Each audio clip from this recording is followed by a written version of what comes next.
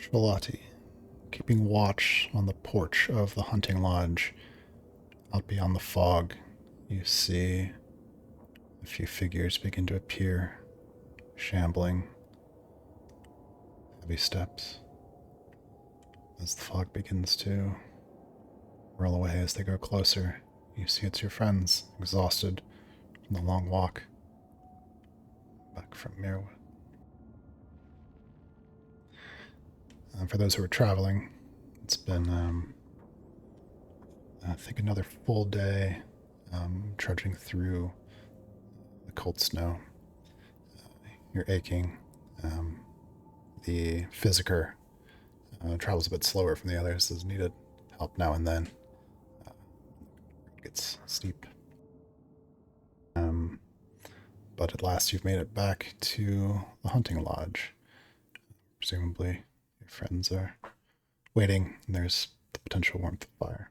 Some fresh food to eat.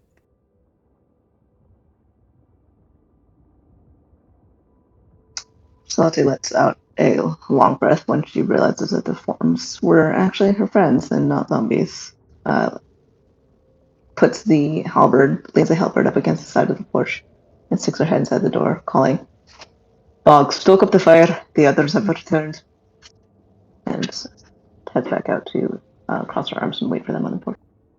The little goblin perks up and goes running over to the fire and starts tossing on some wood.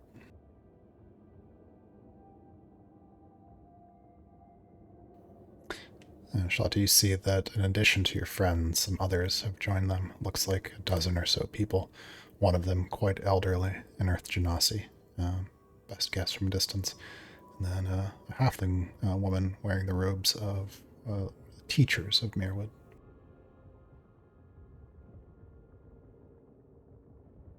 Is the elderly, or like, there any obvious injured or people who look like they could use some help getting the last few steps?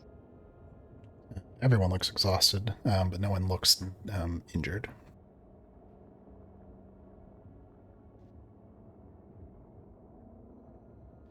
I think then she's going to start walking forward and say, "Glad you're back, and that you found some others after all. I told Balk to start the fire, but I think we'll maybe needing a lot more food." How went it? What's the news? Yeah, town's a bit of a graveyard, but it's no problem. Made it in and out, no sweat. I think Casey is glossing over some details, but we are home safe. Yes, come in, I think. Will be somewhat crowded. This cabin is not that big, but we have some food, at least enough for everyone for tonight. And you look tired and hungry. The physiker, you kind of, as he's catching up, sort of in the back, being helped along, you overhear him saying, "Oh, we've made it at last. I don't think I could have taken any more walking. A chair would be lovely." I'm sure you could have made it another 12 miles. Or if you just let me carry you. Why didn't you?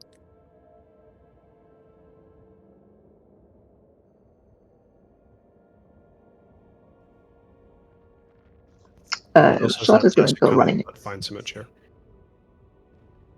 I'm going to go running in, like start pushing furniture to the side, make sure that, like, trying to make sure there's enough space for everyone in this room. Casey will help usher people into the cabin. Yeah. Kind of smiling and nodding to them as they come in. See, yeah, not a problem. Yeah, the survivors begin to make their way into the lodge, finding places to sit. Some of them just sitting down against the wall, happy to rest their feet. The physiker takes the chair that's offered. You see the teacher kind of looking around the inside. Big saucery eyes.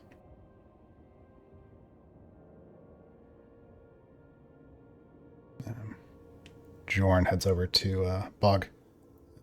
Kind of kneels down, pats him on the shoulder. So, you weren't that bad. Just them sneaking around. There was just a few of them. We got everyone out. I mean, at least the people in our basement. And they start working on the fire together.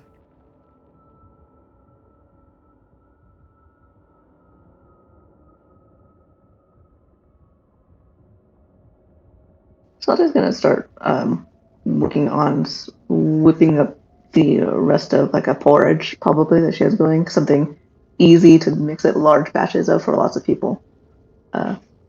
And she's not going to press them with questions until everybody has a seat and food and whatever blankets or cloaks there are.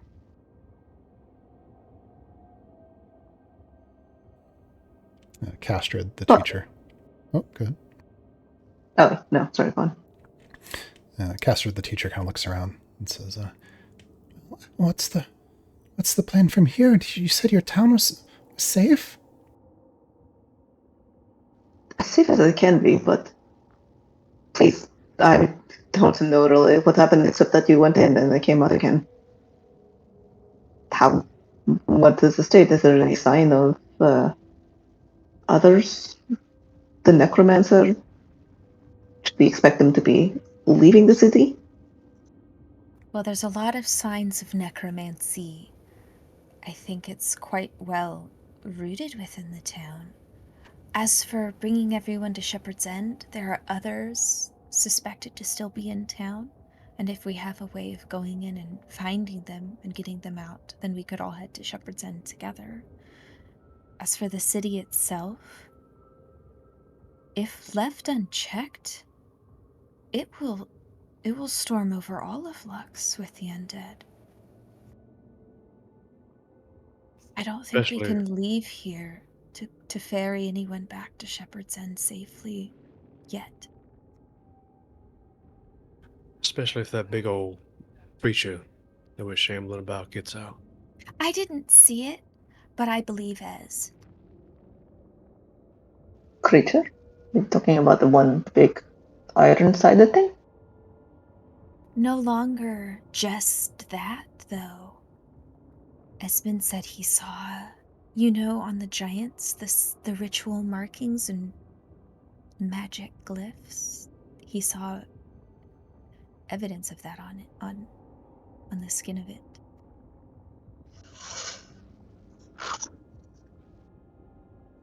Looks like they turned to their side.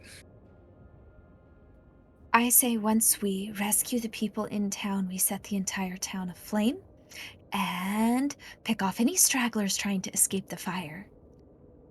We want to set the whole town aflame? That means nobody can repopulate it later. I think that might be a little extreme. I think raised Let- earth is absolutely a finish. correct approach. We can't... Do you know how long it would take for us to root out every single undead force within the town? But there's Not also that we couldn't. resources here that we might want to use, before we destroy the place also. I think that's... I'm usually hopeful, but... I just... How long do you think it would take us to kill them all? Let's ask the folks who live there already. Maybe we should ask the people who we've evacuated, are they stayed willing in the to... cellar. Because they thought that there was going to be rescue attempts by the government, or at least by the verdicts. I can very well speak for myself. That's what I'm saying. There may be something that's important to them that we need to not burn to ash, but I do agree with your sentiment. These undead creatures are absolutely disgusting, and we should eradicate as many of them as humanly possible. Well, what if we That's created easy. a ring of fire around the town? Perpetual Was ring the- of fire? Like a moat? A mote of flame. Side note, Rumbly said he could cure these zombies. No, he said he could cure it before they passed away. Yes. Once Should you die? I mean, why couldn't you cure it after? the dead have It's fully also risen, necromancy. there's nothing my magic can do to stop it. Have you tried? I think it started with that being attempted, and that's why there's a bunch of zombies. In the first days, when the creatures began to arrive, it was not entirely understood what was happening. It was a madness, a sickness. We did attempt to cure those, and there was nothing to be done. They've truly dead, soulless things risen from the grave.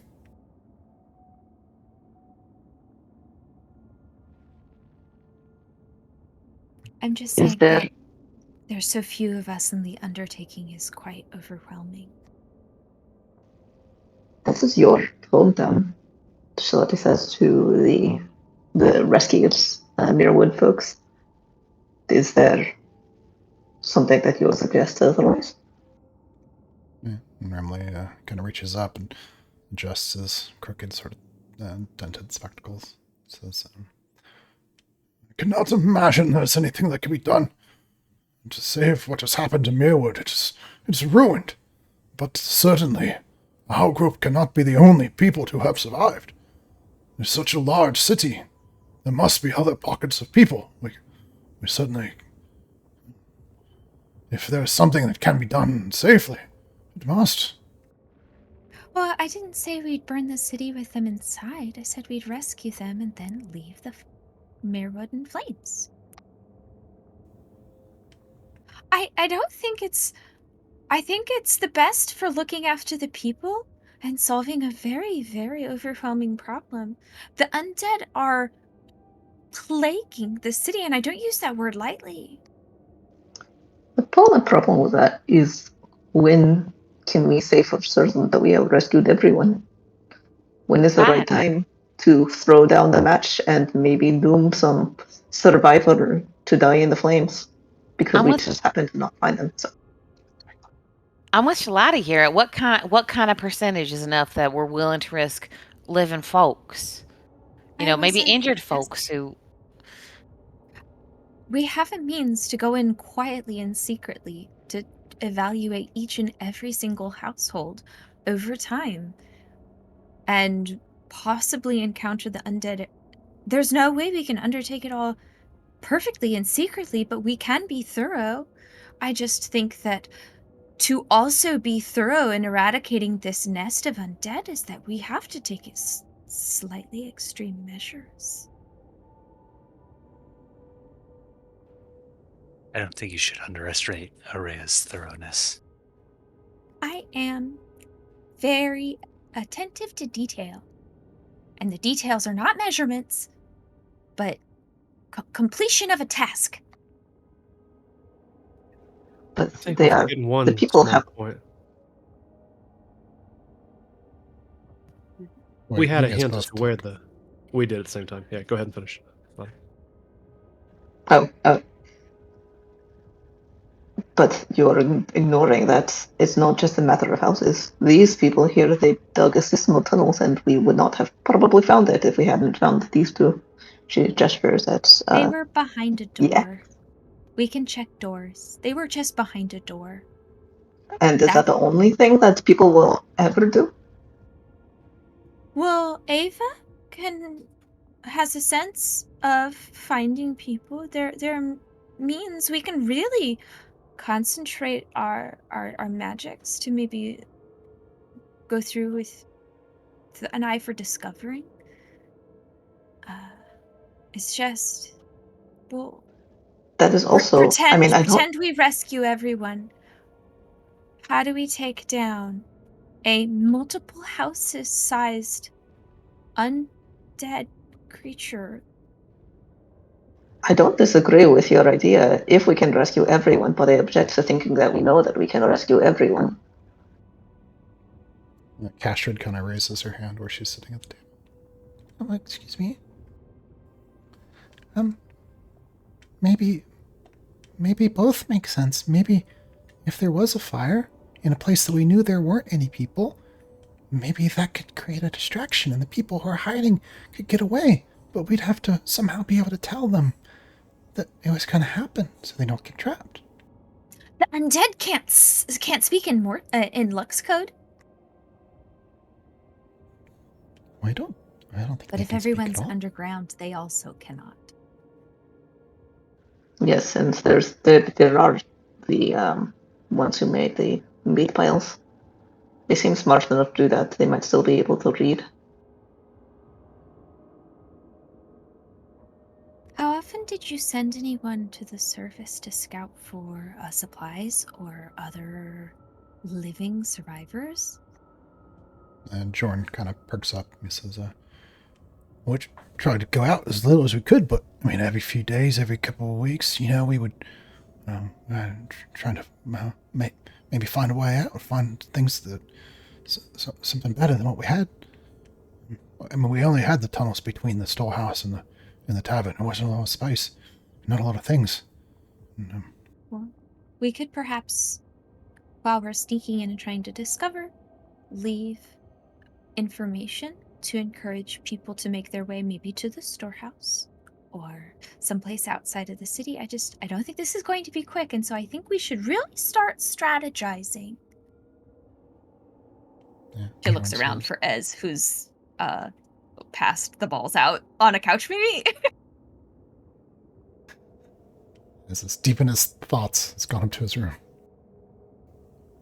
Jordan We says, can come up with a good plan without him, though. Jordan kind of scratches his head, and then Bog says, "Hey, if I wanted everyone in town to see something, I'd put it on the cranes." Cranes. There are cranes near the train station, at least 3 of them. Jordan says, "Yeah, though them's powered by the water wheels and the pulleys. At least one of them still works, sure." Yeah, if we need water, that's no problem. Yeah. So, should the message be leave town? Help is just outside of town, or would that give away where our safe location is to the smarter undead? Or do we say, uh,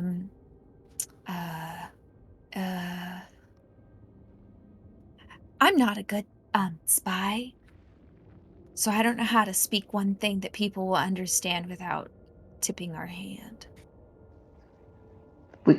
All we really need is for people who are alive to leave the city when there's flame, But not to telling get them trapped where by to it. go.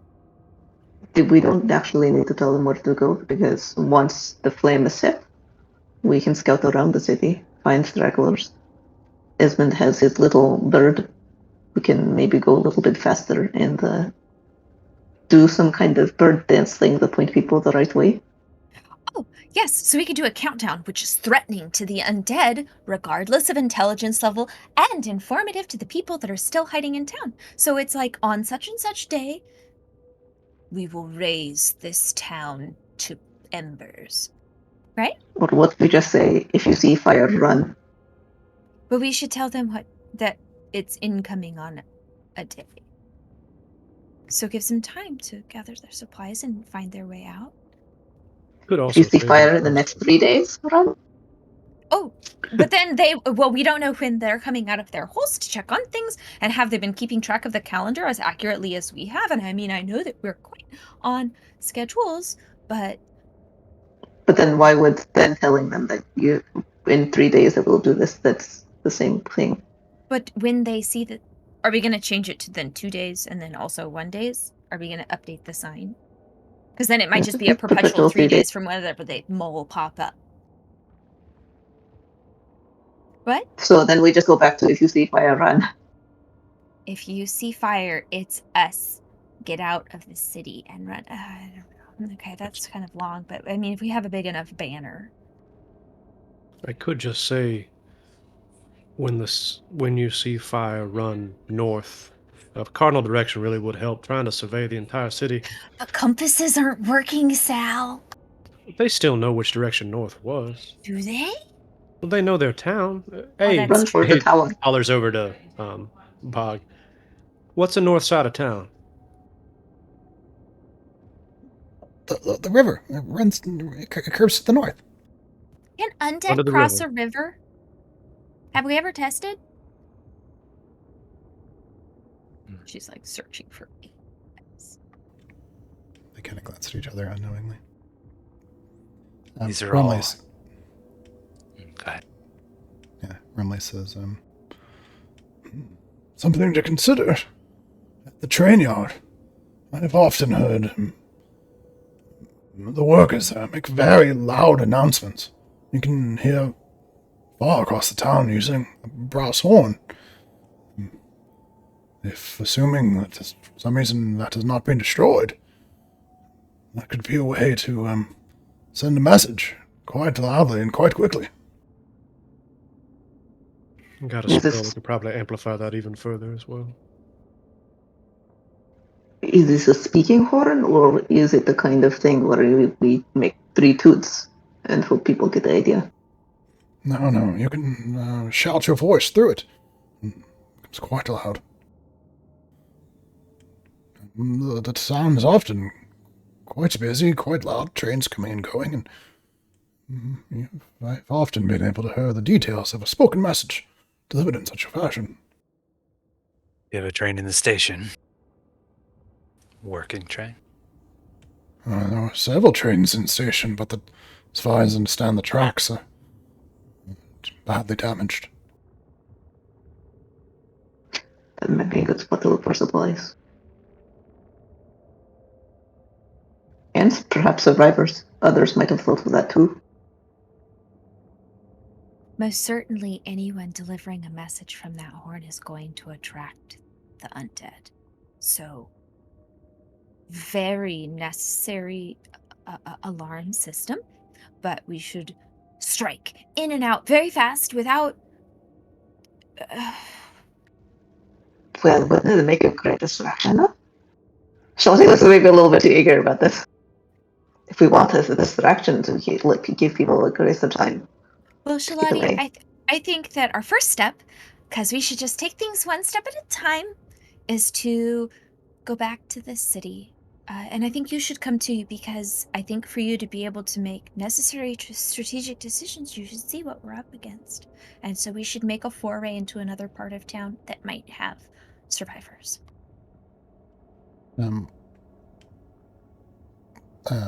Jorn speaks up and says, there's one more problem. If you guys are going to use the horn, I mean, that's right where the beast is. That's right where the fabricator was. Yeah, that does sound like a problem. So we set everything around the horn ready to go on fire. Draw it to our center. I'm really good at dealing with fire, so I'm not worried. So maybe I should help with the horn. Well, and Casey too. Yeah. I'm extremely flammable. Go ahead. Yes, your clothes especially, Sal. This newfound love of yours for fire is just a little bit concerning. There's nothing I wrong just with have seen how good it works against the undead, and I think that we shouldn't underestimate that which works. one It's a alternative we should consider. So I do like your plan. He points it around. There was a scene in the shadow play where Diamante Carbonado faced the puppeteer. He was controlling an entire town of people via some dark magic. And though Diamante slew a large portion of the town, he turned his attention elsewhere to the actual puppeteer, and when he bested him in noble combat, the rest of the townfolk were released from the spell. Perhaps if we strike at the person making these creatures, we can take them all out with one blow. It didn't seem to work with the meat piles. Well, they still might and not I have think been for the source. Yeah, I'm talking And about I think the soul source. didn't I said Drain say something about necromancy not being the sort of thing where if you kill the caster, they can keep going? Yeah, but he doesn't know what he's talking about. Is that what he said? I disagree. No, I think that I don't know anything about necromancy. I just know that undead, they are radiant. Radiant magic works against them, as does fire. Fire is extremely effective. And piercing is terrible. Don't stab them. Well, Psychic. they don't feel pain. I don't think so. So, to Casey's point, though, while what Vithedrian suggested that necromancy won't just stop with the caster defeated, they might wander aimlessly, without direction, without focus. Or less new ones will be made, and I think that's the biggest problem in Merwood, is that new ones are being made with every body that they find. And they've spread So what too are you far from the suggesting? city. And there's Are that you town. suggesting that? Are you suggesting that instead of trying to draw attention and getting all the zombies to come, we try to rescue people and find out where the necromancer is, and Yeah. if we can kill them, then Stealth at least the other first. zombies will be, if not dead, then they will maybe not be attacking in an organized fashion. Araya sort of leans over to Sal and is like, what book that you had about the master vampire? This sounds more like a crisscross of vampire lore. Yeah, well, considering knowledge of necromancy is strictly forbidden, pretty much any story on it's unreliable at best. Yeah. I mean, there's the town to the north where patient 0 cropped up. That now must you be sound where like Ava. Yeah, right? Where Patient Doc? 0, where's your doctor mask? Yeah, but that's where the necromancer came through. I don't think they're in Muirwood. No? They came through the town to the north, started making the undead, sent them south to Muirwood, and then moved on their way. If we want to follow the necromancer, we should go to the town to the north. I just Pick up think the that trail from there. the undead here are a threat to Shepherd's End. They are, but if they are a threat, it is because there are so many of them. They are being made and they are being controlled. I don't know if this necromancer would still be in that town, but absent anything else, I guess I don't really know any other idea. And Rumley says, yes, before the incident at the northern village with Tyven, the farmer, there had only signs of disease had arisen in rats, small creatures.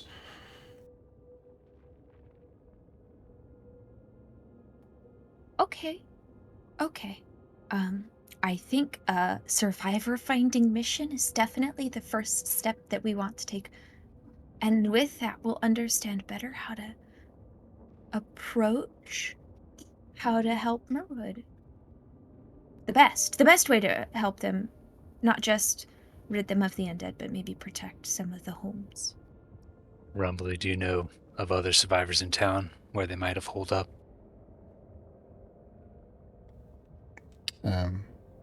He kind of glances over at Jorn. And Jorn says, well, I got the impression there was other peoples because, some stuff had been taken, from buildings and things like that. But where them hiding, I don't really know.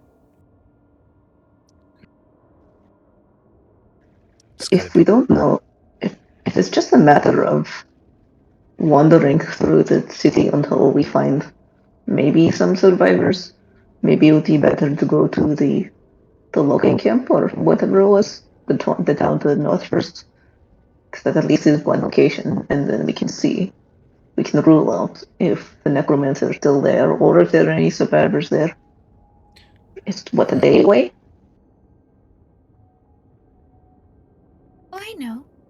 Well, what if we draw a rough map of the town, possible survivor locations, or good places that you would hide if you were still hiding, and we make initial foray. Yeah, Jordan kind of blinks a little bit and he says, well, yeah, I'd be happy to do it, but Maywood's so big. There's so many places people could be hiding. I mean, I don't know if I'd really be useful to you. Well, concentrate on your side of town. Just give us, if I was hiding at the temple, I have a couple favorite spots that I would go in the temple or in the forest. So I think that we all think about, like, good escape plans, right? Oh, yeah, as long as it's maybe places near the tavern. Yeah, I could do that. There's all sorts of good hiding places in the temple. Caves are very good hiding places, yes. How far away is the village to the north? It was like a day, almost a day. No, over a day. Yeah, it's a day north of Muirwood. From where we are? How far? Like, what's the travel distance between this cabin, that village, and Mirrorwood? 3 days. So.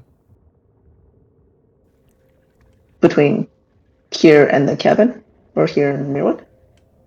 3 days. It took us 3 days there and back. Yeah, we'll say, to round it out, we'll say 3 days to the cabin, 2 days to Muirwood. Or not the cabin, the northern village. Sorry, yeah, I missed up there.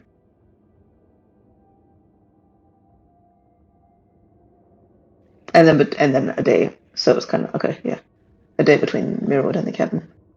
Yeah, I'm not doing the perfect math on it. It's just close All enough. right.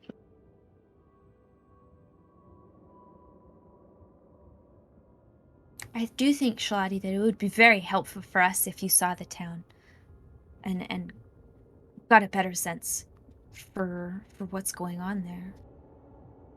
And if we can rescue somebody on the way, that's bully for us. Maybe it'd be more helpful for all of us to get more eyes in the town. You know, we really only saw those few alleys and twists and turns that we were getting in and out through. Might be good to do a proper survey. I'm not And against. I agree with Araya. I think if we can do another rescue mission, who knows? I mean, 12 more people saved is 12 more people saved.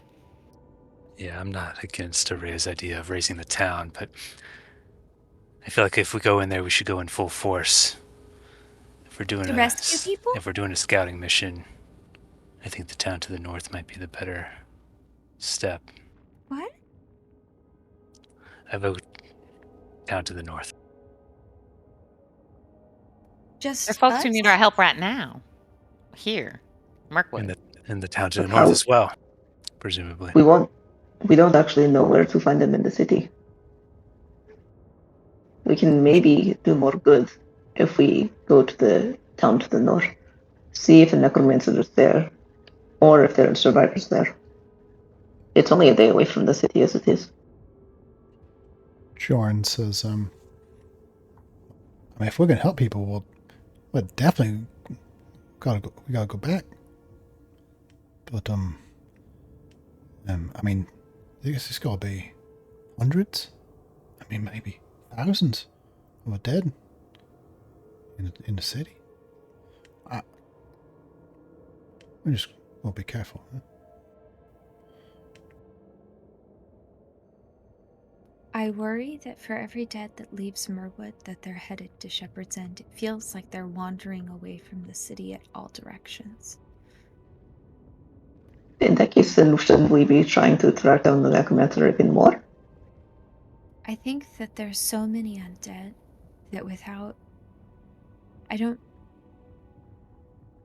think that there's a wake being left behind by the necromancer. But we can't ignore it. I don't think chasing one person... I mean, I'm not opposed to finding them, yeah, but I just If there's a river coming towards your town, you do better by blocking the source of the river than by trying to bail the water away. I see what you mean, but it also is better to put up blockades. Or at least try to save the folks actively drowning. But my Rumley objection says, is we don't know where they are.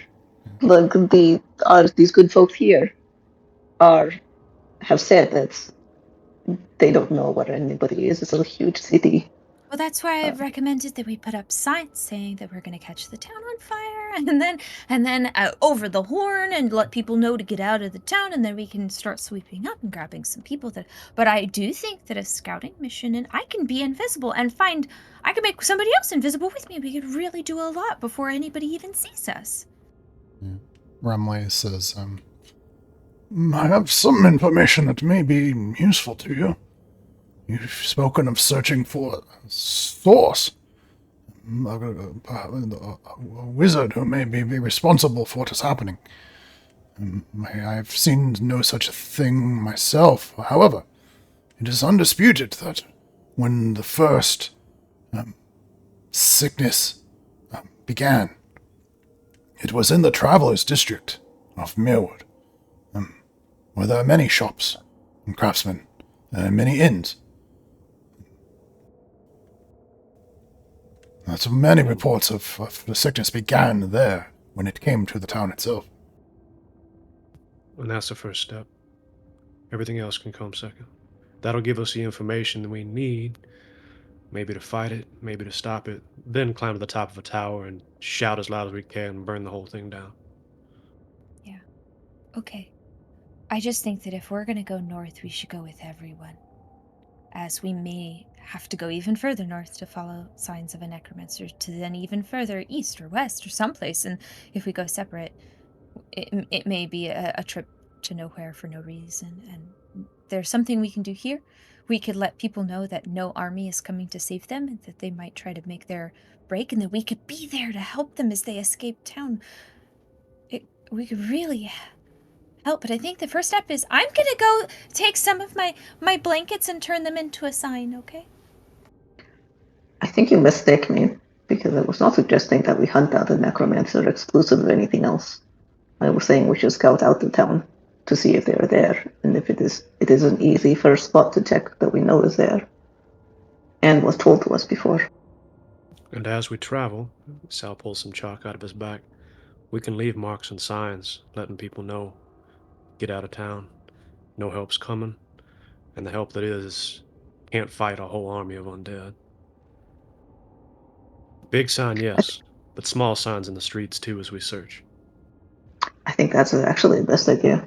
We don't even necessarily have to tell them to leave when there is fire, just that there may not be any help and the kingdom is not coming to their aid.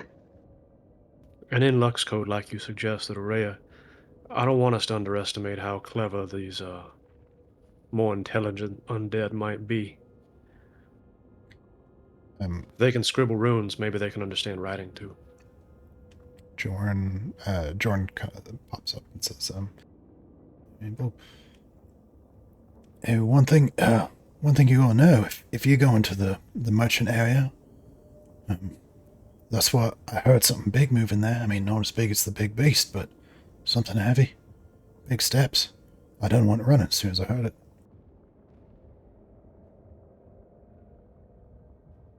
Like bigger than Sal?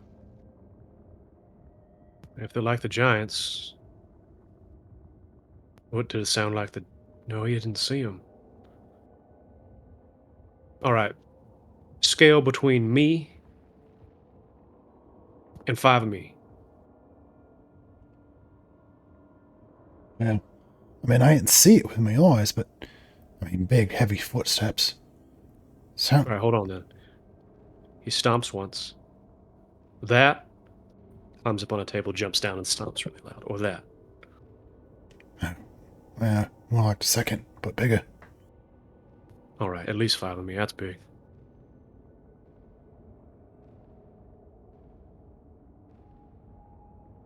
It seems like there's trouble everywhere, no matter where we go.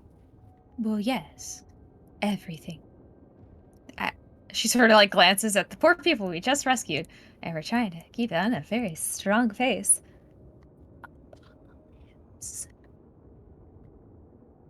She mouths apocalypse to Sal behind like one hand, like I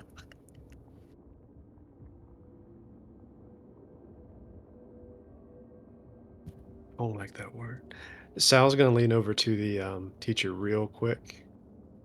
It's a long shot. You don't happen to have some lock safe with forbidden knowledge about how to fight zombies that you know people aren't allowed to read somewhere in your library, do you?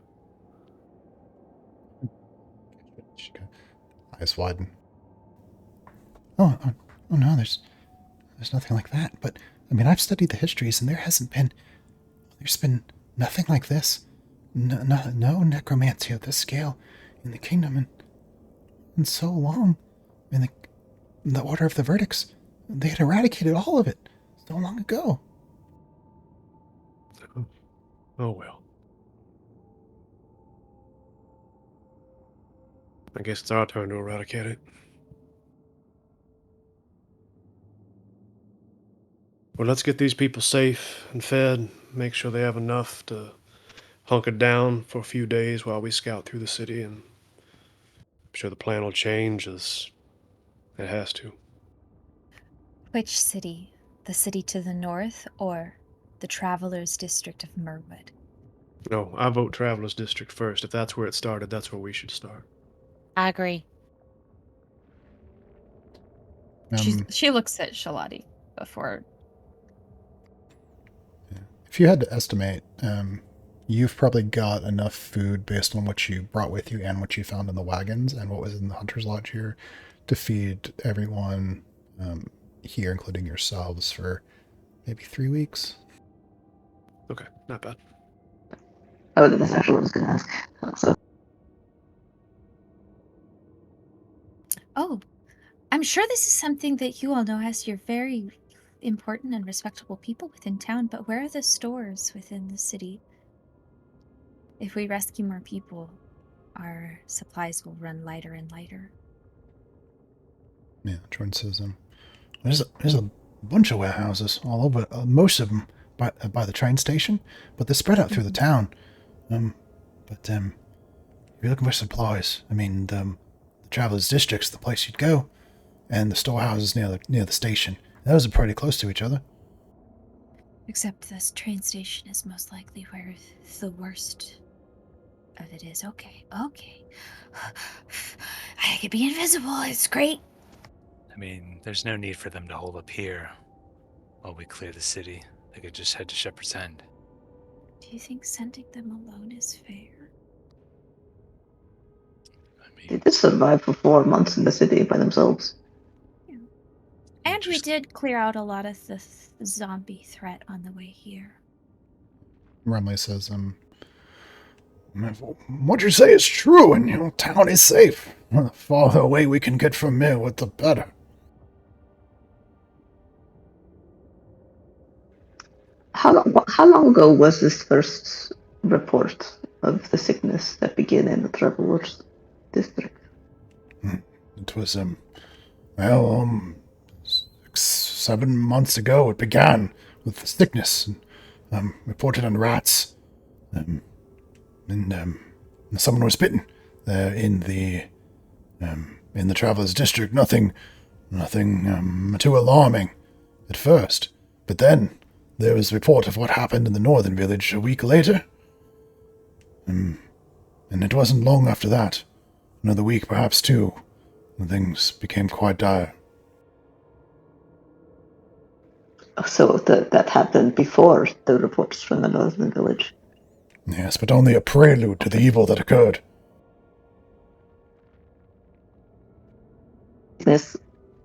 What is it? In the north? No, that I may not have heard everything or remembered everything. The sickness that happened in the house is related to this? A corruption of disease, and then a report of a man risen from his grave in the northern village, and then the dead rising in Mirwood itself. Certainly, these things are connected. Wait. So when you get sick and you die from that, and then you rise from the grave after you were sick? That's what Doc said when we got bit by the zombies, that she, cleansed us of the sickness that a zombie bite can inflict, but should you die, the corruption from the bite will turn you into an undead. About My evaluation of what I've seen is that the disease will kill, but I have seen those long dead also risen from their graves, not recently having died. It may be that foulness has fallen upon Mirwood. The disease is simply an element of a greater evil.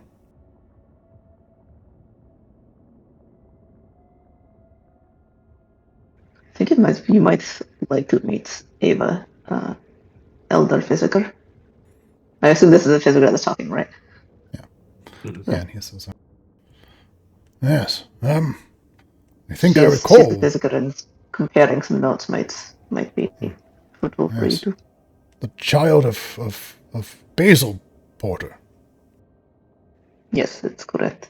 Basil, and I'm sure Shalati knows her mom's name, but I don't know it. Yes, I've She done apprenticed business. under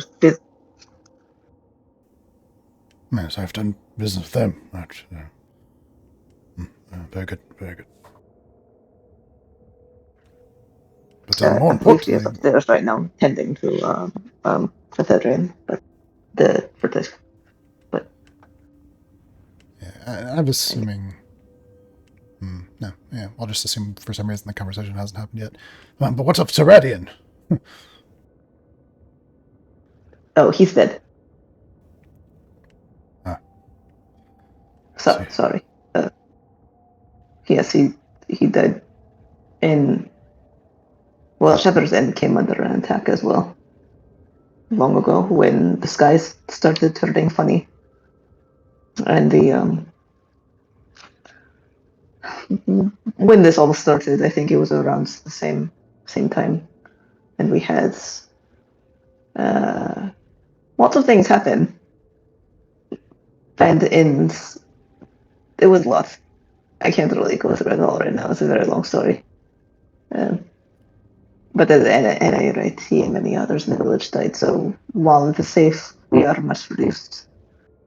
And I think your aid would actually be very welcomed. Gravely wounded to hear of what has happened. The loss of Teradian. A blow to us all. Last time I set eyes upon Basil Porter, came to Mirwood, asking of children, if I recall something about. Yes, wanting to know something about children. Wait, Uh, did Basil go off? Did Ava's dad go off to the war? Or no. Don't think so. have to go check the document to see who is missing and who is just off to the war?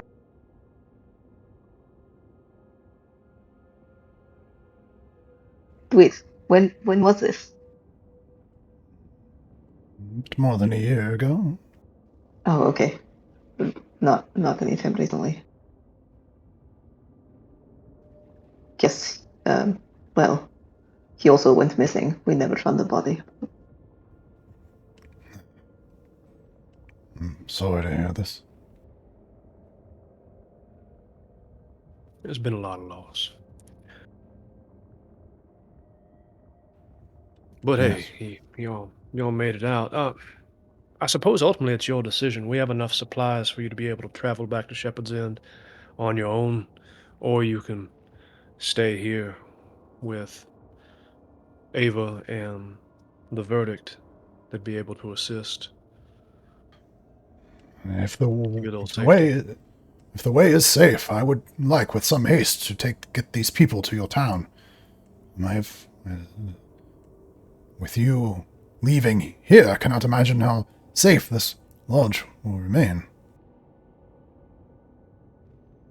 Seems like a sound decision. On the way back, there's a few things to be wary of. We did see undead more than a day's journey, if memory serves, from here, so they've spread fairly far. And as you get a little bit closer to Shepherd's End, nods over to Poppy, there are a few new predators in the environment that Best to just stay together in a larger group. Don't go wandering off. You glance over, you catch Bog feeding Poppy like something from the stew. This one's friendly. I see. Dangers everywhere we turn. Perhaps if we travel by the railway. That's the route we took to get here. Wise. Ask you one more thing. You have expertise, and when we were overrun, when we were attacked, and we lost the most people, puddings were the thing, not the undead. You ever encountered those before? No. Jiggly little mass creatures, these absorbed elements, and then shot them back at us. Not the tasty. I've read accounts of such things as gelatinous beings, but never have I seen them myself.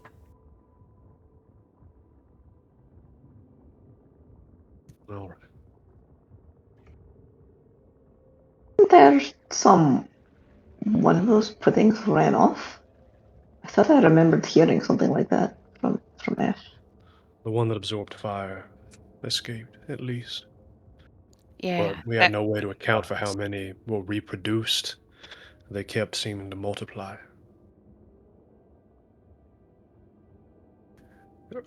Strangely similar to the undead problem, really, the way they keep spreading. We were just able to get them out of our space. But Could be also- others. No. If we could talk to the pudding of fire, get it on our side, we could tackle the undead. Natural enemies!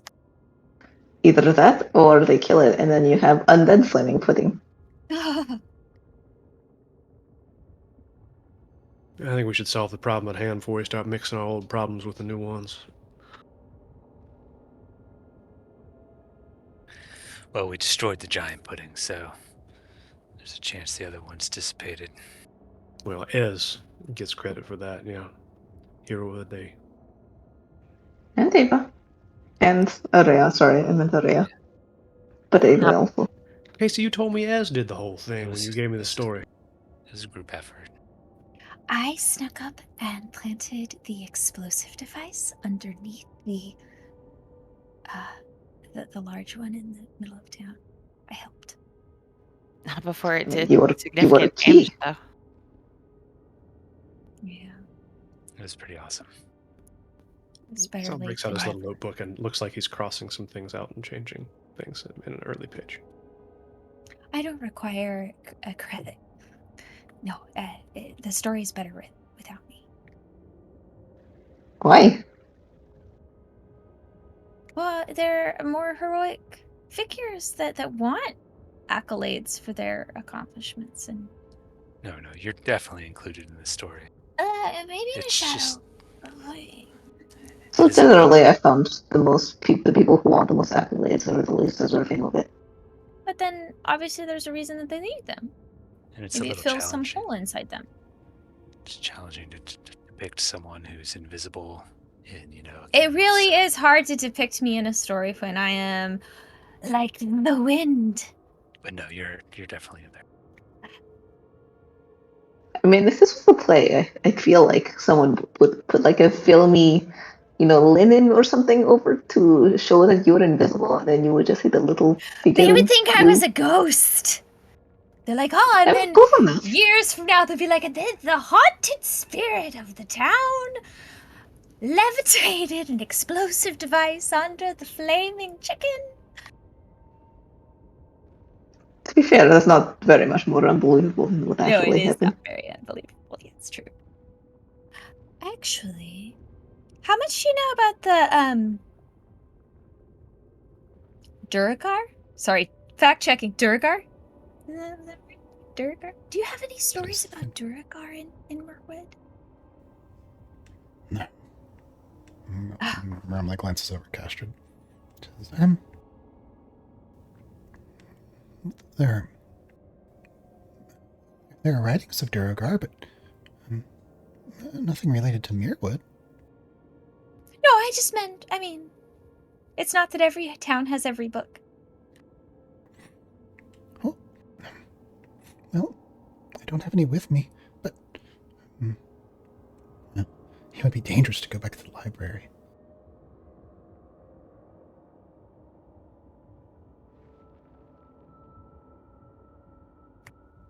Well, maybe you can sleep on. I don't know if you've made your decision yet on if you want to go to Shepherd's End over here, but at the very least, I think you all can sleep on it, and we will probably get ready for Mirwood. And you can use my blanket. Well, Yeah, I think I could fit 2 small people inside my blanket. Raleigh says, well, we should certainly rest here for the evening, but I think upon the morrow it would be best if we make our way as far east as we can.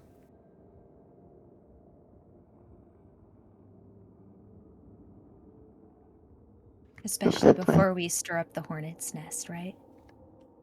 Yes, of course, and I would be more than happy to lend my expertise to the people of Shepherd's End in exchange for harboring us. I think they would be very grateful as their visitor is here with us at the moment. Sal, do you happen to have any paper and a pen they can use to write on with? I think if they were going back, I would like to write the letter. Always reaches into his bag. She's going to take it with a nod of thanks and then tries to find a corner to start writing. So I leans over to Araya real quick. We could stop by that library. We're already going through so much dangerous territory. I was thinking the same thing. I just didn't want to tell them that. It's super Yeah. dangerous to go to the library. Watch out, the library is super dangerous. Books are worth saving, especially if we end up lighting the whole town on fire. We should rescue some books. Peach is standing kind of in Sal's shadow and pipes up, "What are we talking about?" Books. Rescuing books, Yes. as well as I'm gonna do people. that too. I'll steal Ez's bag of endless space. What did he call it? Bag of endless space. Yeah. Oh, you've got mine too.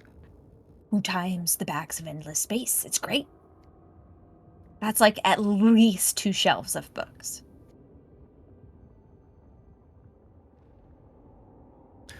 Araya, you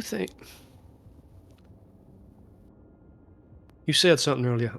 I wonder if undead in general hate garlic, or if it was just that silly vampire story. I was thinking about the vampire story the whole time anybody was talking about anything. Do we have garlic? We could just put some on the windows. It couldn't hurt. If we have garlic, I want to eat it. Are you kidding me? I'm not wasting it on them. Look, we don't Yeah, have garlic. garlic.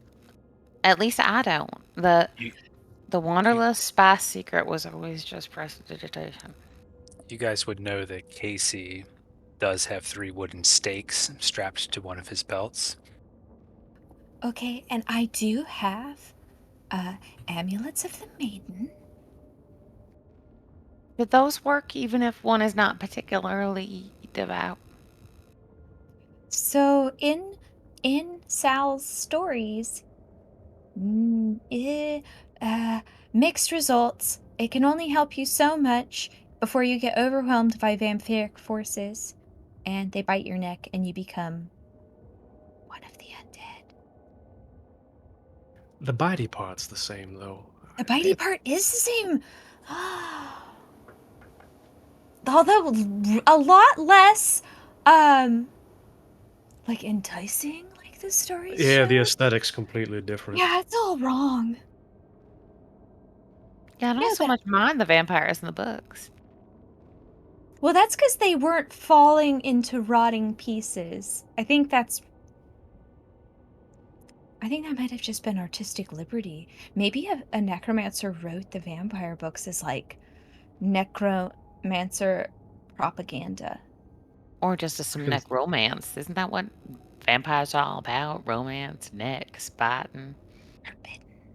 Well, after one of the giant one's guts fell on my shoulder, there's nothing romantic about him that's ever going to exist in my mind Oh, again. I forgot about that till you just said it. I still feel it. It was only a day What? ago. Did you get it clean again? Because you look really spick and span. Yeah, some things don't really wash off.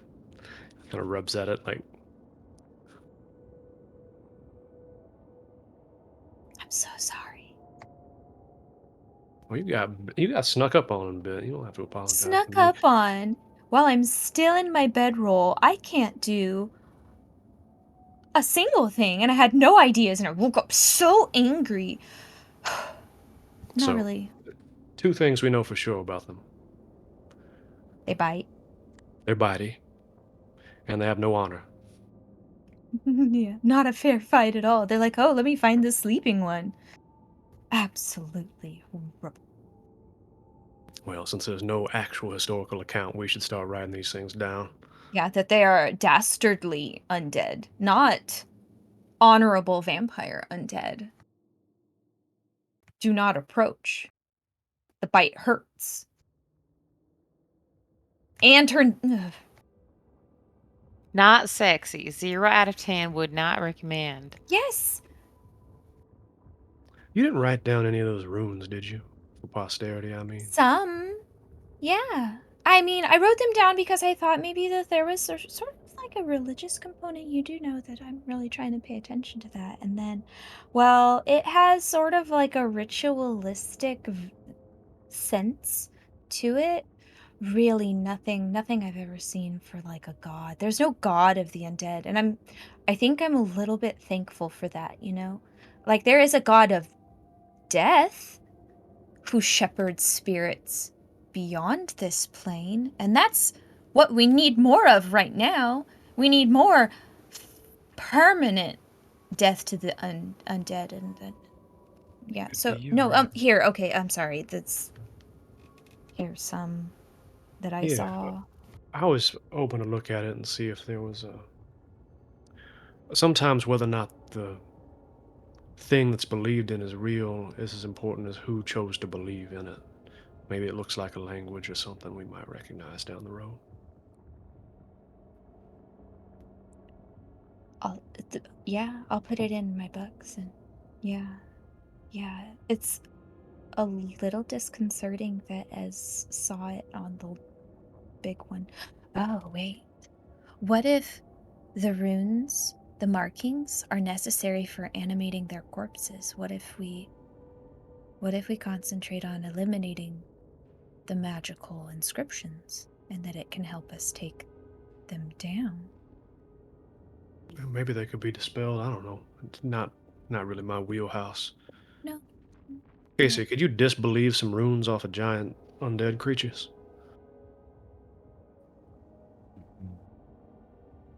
You can believe daggers into existence. I don't know. I was just thinking about the inverse.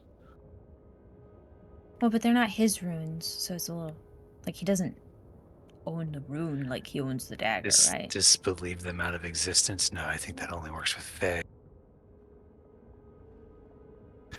No, I don't know about that. I don't know. Sal, are you kind of a little bit? Shanti comes back after Wait. having written her note and hands it to, I guess, the visitor, probably with a request to hand it off to, like, and she describes she describes both. Well, I can't remember her mother's name. Yeah. Not the call. The other one, Yevitsek. She describes both Yevitsek and Ash. Pass it on, and then it says to Casey, I didn't think that there wasn't anything. I thought you could do anything if you believed it hard enough. Well, yeah, but they're asking for the opposite of that, for disbelieving. But what if you believe that the runes would just fall off? Well, I'm sure there's a way to do it. I just would need some time to figure it out. You just have to want it. I really, really want the runes to fall Like- off the large, giant creature. Well, maybe I do want it, Gelati. Did I? If we get there, and the runes have fallen off a large undead creature and is no longer undead, then I will take back everything I've ever said. I guess Sally we'll leans over to see Ray then. real quick. I don't think we're a part of this conversation anymore. Some double speak going on, but I'm not really following. So we're going to the center of town, yeah? Traveler's District. That's where they... I think though that you're right, Shalati, that we should also visit up north. I think that we should. I don't think that we should ignore that. Just not yet. So we'll split up our supplies between these survivors and our own, with possibly setting some aside here in the cabin for if we do find some more people, and then we go our separate ways. Normally worry tucks the letter kind of into his sleeve. Says, I'll take the utmost care to deliver this to your kin. Thank you. And I'm glad that you have survived. It is a sore thing to be a survivor in these days. Yes. There's been much loss, and to be so old and to see so much. We will retire and rest. Tomorrow, set out to the east.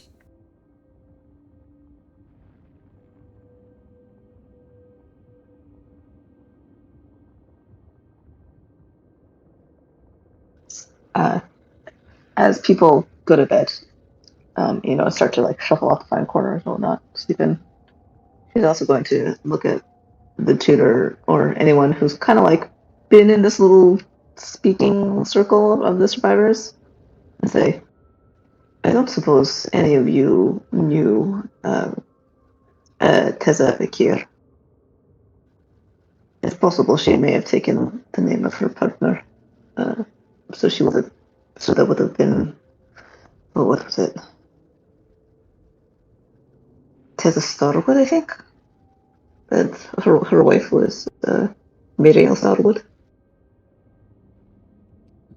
Castrid says, what did they do in town? I don't really know, but Monty Teza, she was a fisher. I don't know if there's not really any docks, so I suppose there's a river. Maybe she kept up with that. She wrote to my papa, but I didn't read those letters. Well, I know just upriver there's a small village, and the people there fish from the river itself. Maybe there?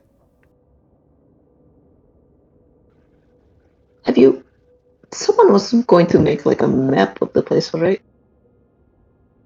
Maybe if you could mark on that place where this river is. I don't know if I will ever get the chance, but Yeah, Jordan says, right, yeah, I know that village. I can mark it on there. It'll be Yeah. it'll be off the edge, but I can point you in the right way.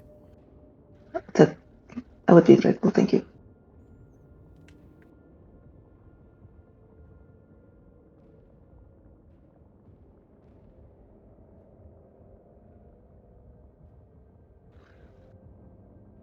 And then she's gonna go bed down with Alanis, probably.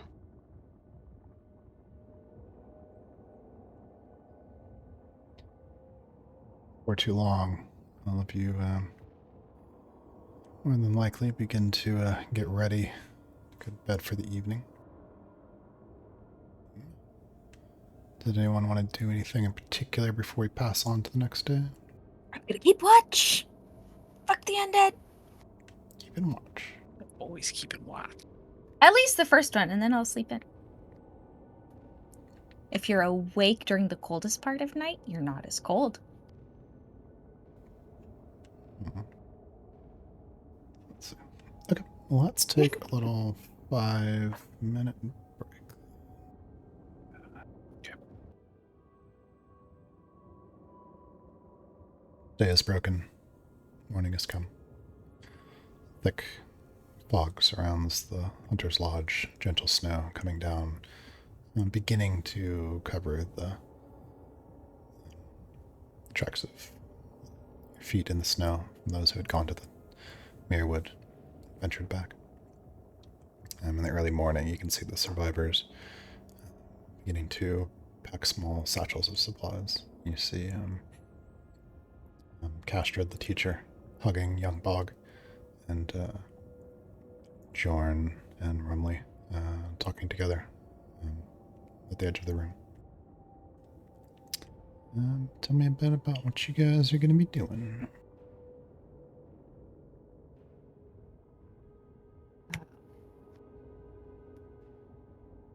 Helping sort of divide up some of the supplies and anything that I might have to spare, but also trying to plan for future. Working on that, like the division of supplies.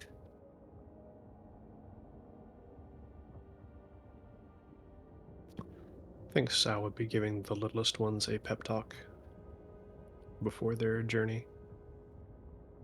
Trying to act like the big tough hero, since big tough heroes in the army never came.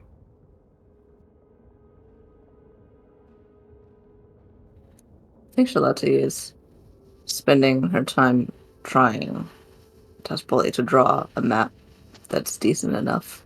And there's lots of little notations on it, like, here's the cleft rock with the white vein running through it. If you see that, then you're this far. And there's like the iced over pond this way that has the eagle's nest, things like that. Very, very boomer directions. Yeah. Well, landmarks along the way, so they know that they're getting close. Casey is out in the snow-dusted landscape, just in a little clearing. And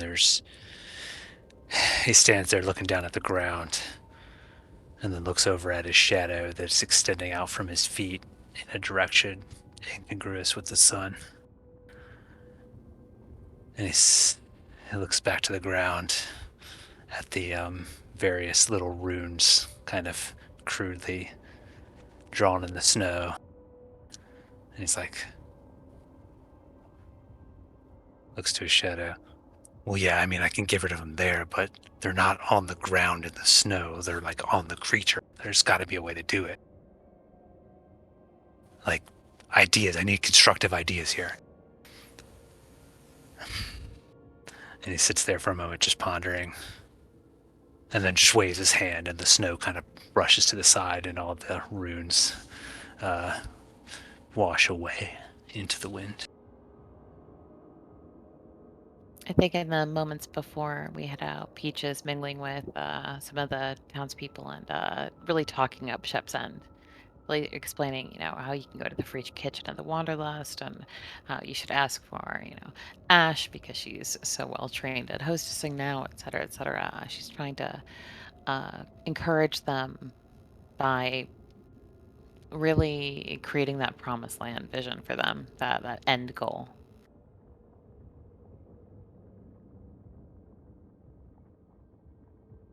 I think Charlotte, after she finishes writing up her very sketchy map and then the long list of directions and landmarks on it, which she hands over to whoever seems like they're going to be doing the most navigating. It might be the teacher. Not sure. Mm-hmm. Yeah, Castrid will come over and look at it. And then she basically just repeats everything that she had written on it in like a step-by-step direction, even though they're probably just going to be following the rail tracks like they did. So it won't necessarily be necessary. Yeah. And then she goes over. Oh, sorry, go. No, she's like, okay, we go past this rock. Okay, and then, oh, okay, well that looks like a bird. Okay, we could do this. Claps her on the shoulder, gives a squeeze, and then is going to head over to.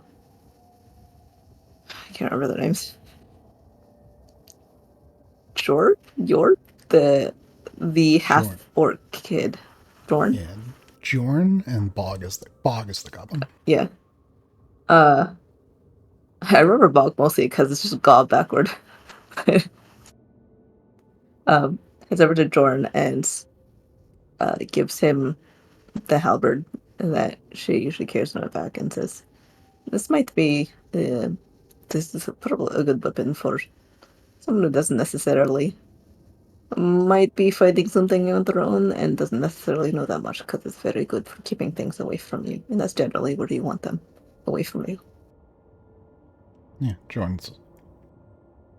I mean, book. Well, that's really big. I've never really swung something that heavy around. I usually. Oh, jeez. I'll try. Keep the pointy end away from anything you don't want to stab, and if something gets inside of your reach, then you can drop it and go back to like a knife or a punch.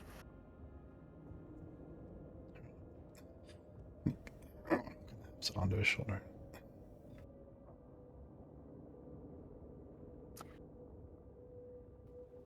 She also claps him on the shoulder and then starts to head over to like a sort of watering post and mutters to herself, "I feel so old in comparison."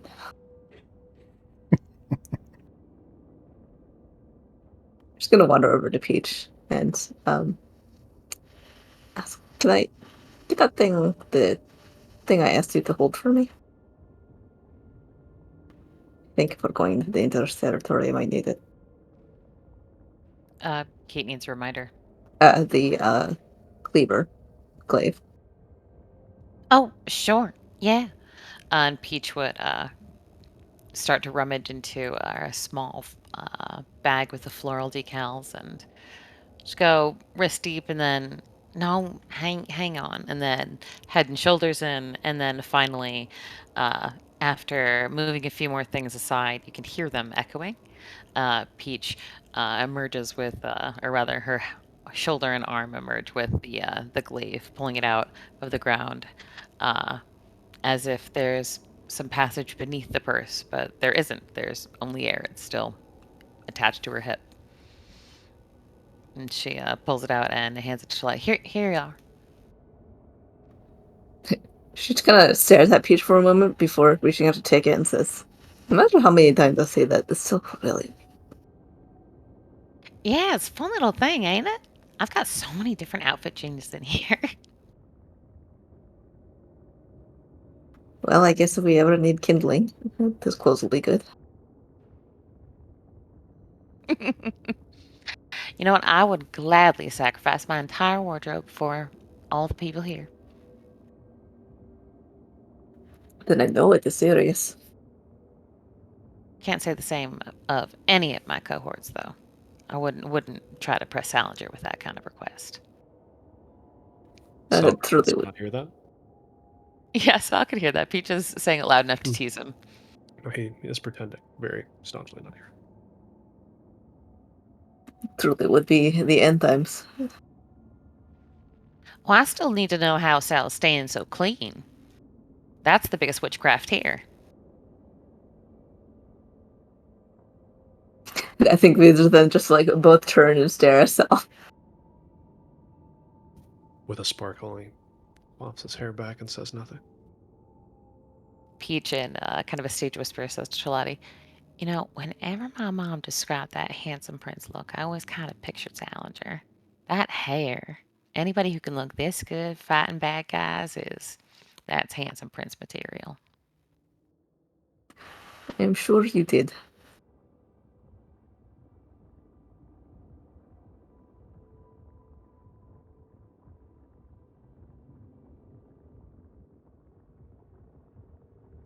He's also like 15, you know. Yeah, I'm not saying handsome king or I I don't know, it's just weird ever since I learned that. It feels like I'm looking at Yevitsek.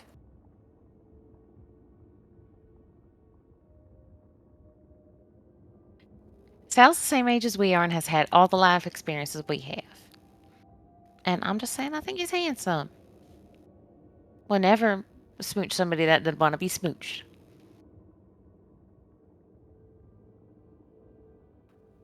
I mean, it would still be weird even if he did want to be smooched. I don't know. I'm not. It's made my brain very confused. Anyway, I should get packed. Yeah, Peach is left red-cheeked and flushed. Looks as though the survivors from Mirwood have finished sort of packing up, and you've helped them with divvying up their rations and such things. They have little satchels and pouches, and they've begun to gather and bundle up and get ready to head out, sort of into the snow. And you see Castrid, kind of with her big eyes, looks around at those of you around, and says, "There's not really any way I can ever really thank you for what you did. And I just..." Sure you can. Make it all the way to Shepherd's End in one piece. And I know you're gonna go to try to help more people, but be careful, okay?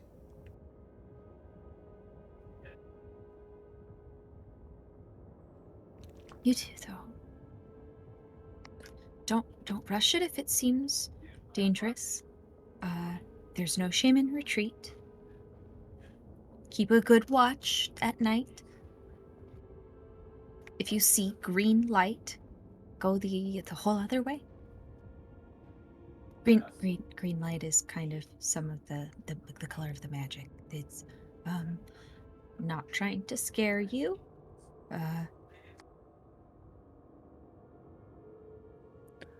Og, don't forget what I taught you. If you really need a knife, I mean really need a knife, you just have to pull it out of the air, yeah? See, he concentrates and he reaches up in the air. He's going, I'll get it. Yeah. I mean, you look out for these people. The rest of them, yeah? Yeah.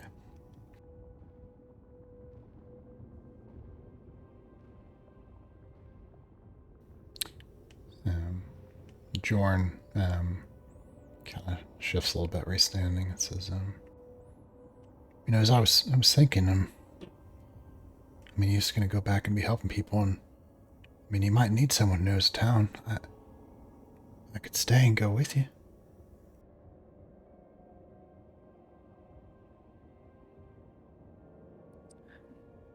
You're free to make your own decisions. If you're compelled to come help us, we welcome you, yeah? But also your strength would be very valued with the folks making their way to Shepherd's End. It is your choice. Mine. Well, they both seem important. What do you think I should do? Do you need my help?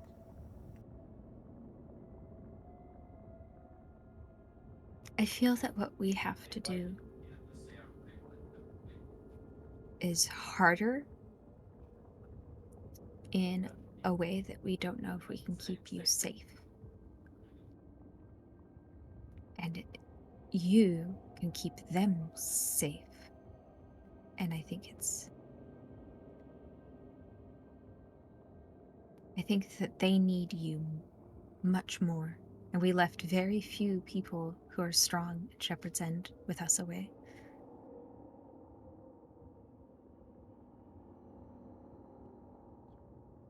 Well, you all said you've been fighting the dead, and I mean, even big ones. It'd be hard to imagine me doing something like that. So, you know, I guess you're right. I'll help everyone get back to town and keep them safe, and then maybe if you need help, I could bring help. I'm good at running stuff. You will be helping no matter what.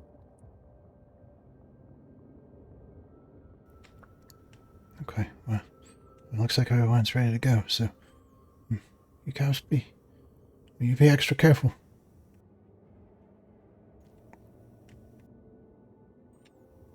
And,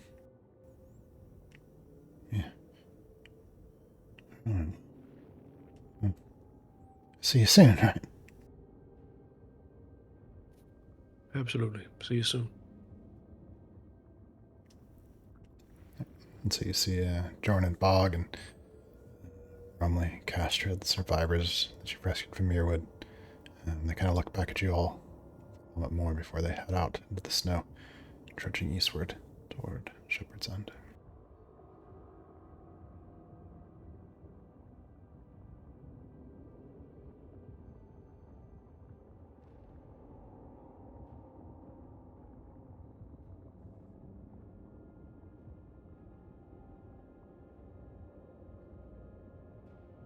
And they make it safely there.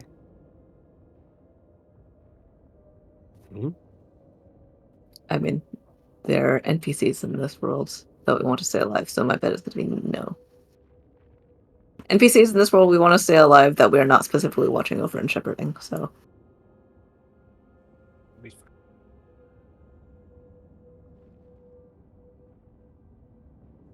Well then.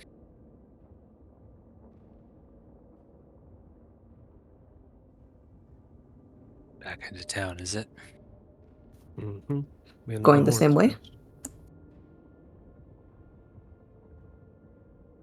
Should we go differently?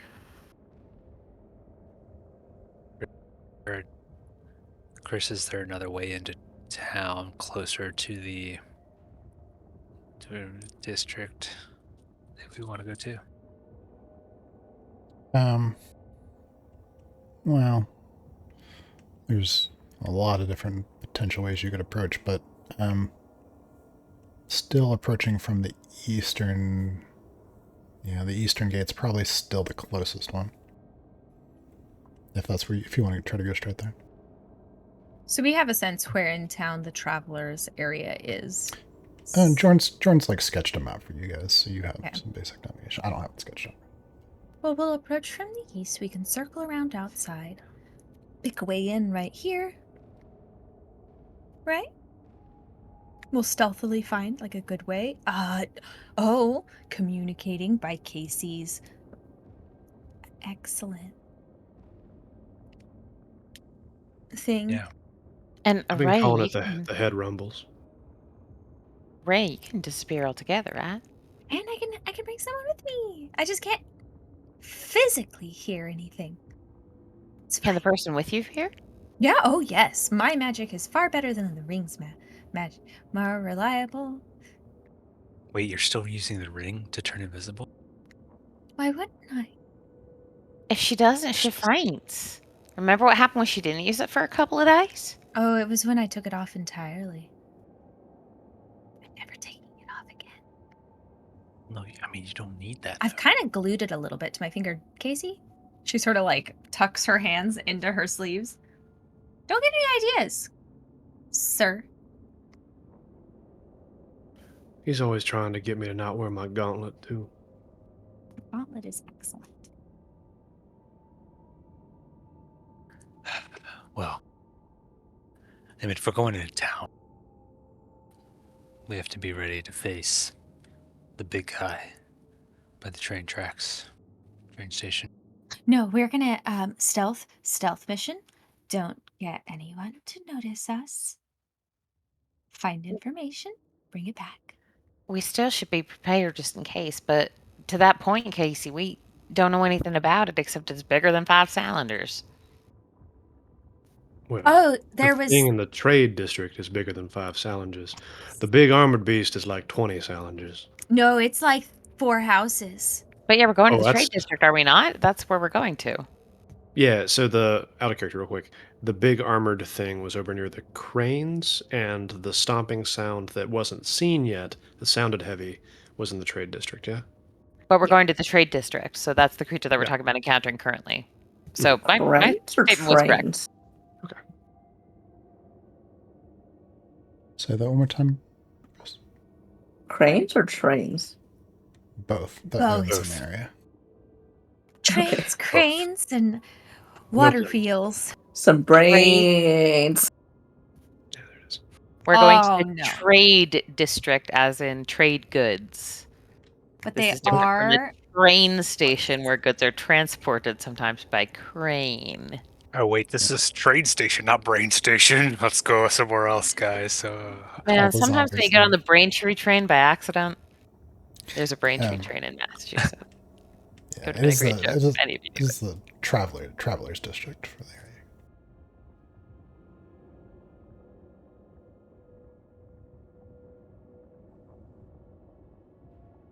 yeah, so Travelers District to face 5 Salingers. Right, but that's the only thing we know about it, is that it's big. We haven't even had eyes on it like we had on the larger thing. Maybe we should try to see what that all is first, to send someone or something in to get eyes on the creature so that we at least know what sort of thing we're dealing with. Is it a jelly? Is it armored? Anything besides just the mass we've got. Yeah, those lumberjacks, they were what, 2, 3 Salingers? Are we going to Yeah. use Salinger as a unit of measure? Because that's a lot better than meters that Esmond uses. But there was 3 of them, so that's like 9 Salingers. Well, a Gosh. Salinger is not just height like meters is. I feel like a Salinger implies both mass and Volume. musculature. Yeah. Hmm. So am I like a half Salinger? You're a 2/3 Salinger. Oh. Peach is a half Salinger. So, yeah, Casey's just a really squished Salinger. He's a 10 Salinger. so there's no doubt we can take this big guy, but it might be noisy.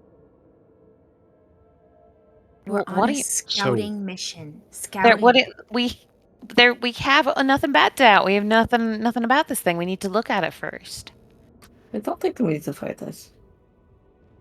I Unless think it Casey is in just the wants us way. to be. He just wants us to be prepared in case that happens. Avoiding it is our first choice. Yeah, exactly. We just want to know what it is in case we do anger it or bump into it, so it's not taking us fully out of the blue. I mean, the First. reason we are going to the Travelers District is to see if we can find anything about how this thing started, right? Origins. And survivors. Ideally. So, I don't think tangling with a giant 5 Salinger monster, as fun as it might be, should be on the list of things to do. Right, we should Agreed. avoid it altogether. Yeah. I just think before any of us set foot inside the district, we should know what the thing looks like and how it moves. Those big triple Salinger zombie things could jump. We don't want to be taken by surprise like that again, by some unexpected ability. I'm just saying, I think if we have a chance to look at it and then one of the other things is more important, I don't think we should be sneaking off just to try and see it. Especially if it would risk us being found out. Peach wouldn't push the point further. Yeah, if we're going quiet, we should probably leave his robot here. So clanky. Ez and his robot are never to be parted. Well, we have almost 2 days until we have to decide that, so we can leave them outside the city if we need to. Especially with the llamas. Control the robot? The robot can look after the llamas, right? Llama automation. Quick out of character question. When we approached the city the first time, did we see any slightly higher vantage points like a hill or a very tall tree that we could use to look in before we enter the side of the city where we're going? There was that hillside that you guys had found the first time. That would work. Okay. Maybe if we come in from the hillside, catch a glimpse of that big old thing wandering through the streets before we make our approach.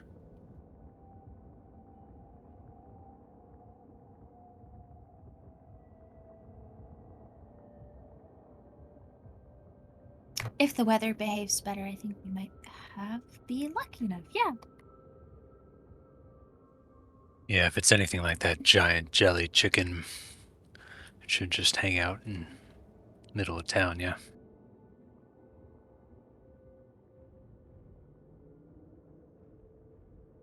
Well, that's what they said that it was doing even before it apparently became undead.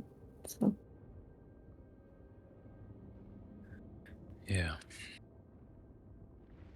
I assume they've been like walking or traveling while they've been dickering about this. Do you think we did the right thing sending the others away back to Shepherd's End without us to escort them? Probably. I mean, they We don't survived feel months on their own. easy about it. I would have liked to send maybe Eva and Thedrin with them at least. She crosses back toward where those two are. We could have set the verdict with them. Missed opportunity. Do you seriously believe he would have stayed behind? This is his mission, after all. Well, ours now. How has his health been? Has it basically just been taking it easy? Yeah, he seems to be in, according, you probably guys have had brief conversations with Ava about it. He seems to be in pretty weak condition. Ava's not really sure. Ava feels he needs more care before he'd be ready to travel. Also, Wait, is he staying in the cabin? Yeah, he's in the lodge. Oh, okay. He was upstairs in the same lodge you were just in. Right, so are Eva and Esmond's, etc., staying in the lodge with him then? Yes. Okay, so everyone is not here, is there? Just us. Which is why this is a scouting mission only. Charlotte kind of squints at Peach and Salinger, who she has not known to be particularly stealthy, but doesn't say anything. I have never flipped a stealth roll in my life, and I'm a very dexterous young woman. Thank you very much, Lily. She didn't say anything. The side eyes are strong with Shalati. So Peach just sees Shalati glaring at her after the previous conversation they had. Cool. Not glaring exactly. I mean, I guess it was the stealth mission, and so she kind of just like side eyes Peach and then side eyes Salinger. They're probably in the same general area, so it's really just like one long extended side eye.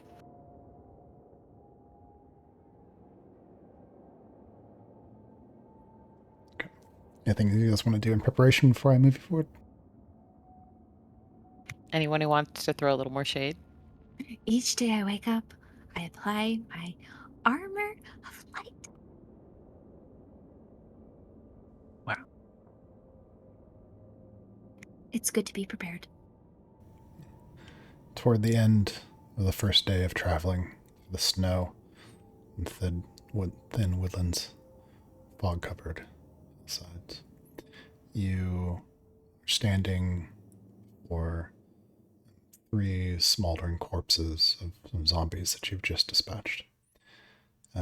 You've encountered just a few isolated creatures here and there along the way, easy to deal with. A slightly larger group here of 3 you've just defeated. They've collapsed down into the snow. Steam and smoke rising up above them. You listen briefly for signs of any more, but there don't seem to be any here. Yes, well. How many people did they say were in Muirwood? Total? 4,000. This is a big city. Casey looks down at the 3 on the ground. But he also said that they were long dead corpses were rising from their graves. So more than 4,000. Yeah. My fire plan is seeming more and more appealing as we go, isn't it? Your fire plan has always been appealing. Yes, to the fire inclined. Which there are way too many these days.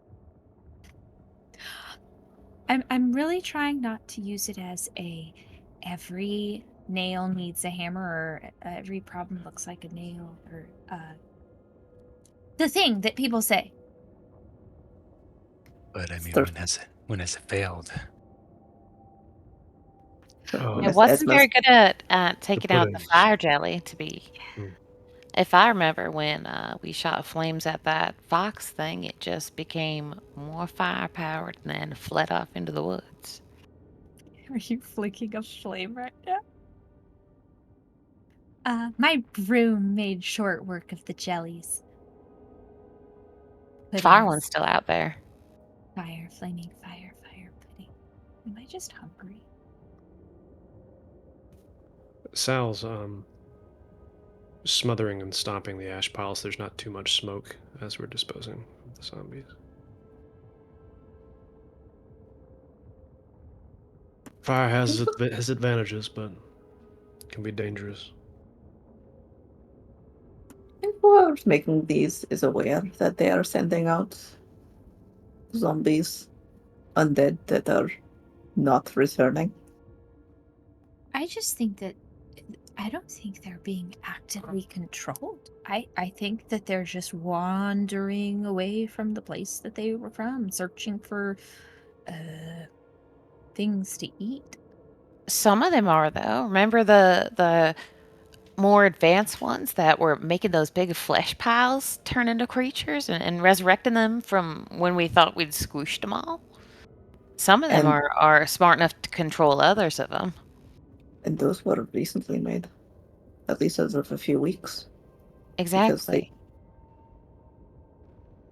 I just don't think all of them are smart. Some That's are. true. We should be on their way.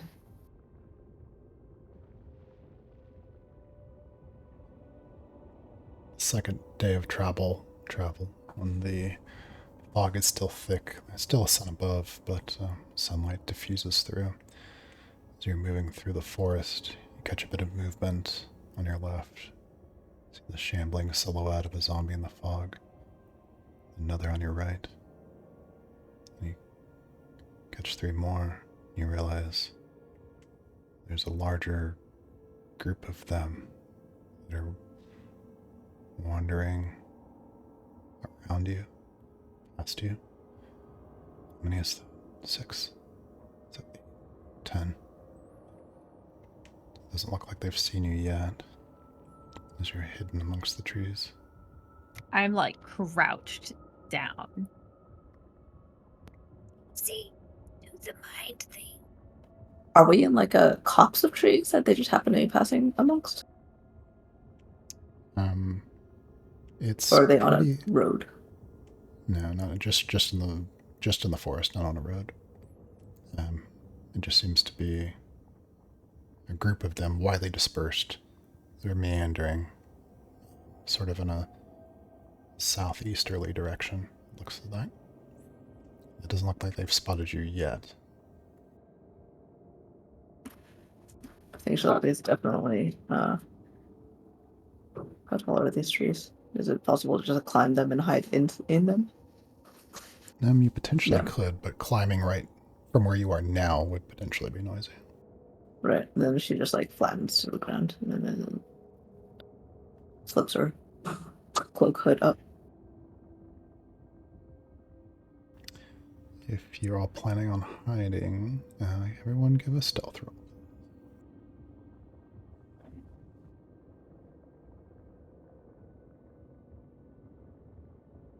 Sorry, my internet at the new place isn't great. I had it closed to save bandwidth. Yeah, if you need to use Roll20, but you're worried about turning off camera can help.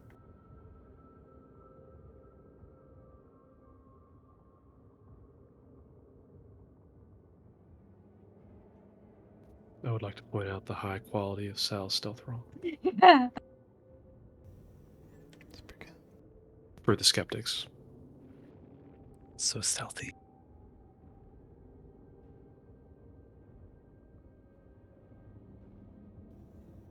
Yeah, looks like the lowest is up to 12 for Peach. Peach talked a big game, so she's going to use a little bit of spice to re-roll that.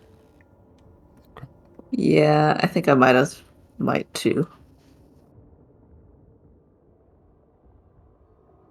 Yeah, it's a 14 plus 1 for 15 for Peach. And that's acceptable. Okay. I had also rolled the wrong thing before anyway, but Oh yeah, you rolled survive. That's 20 for Charlotte.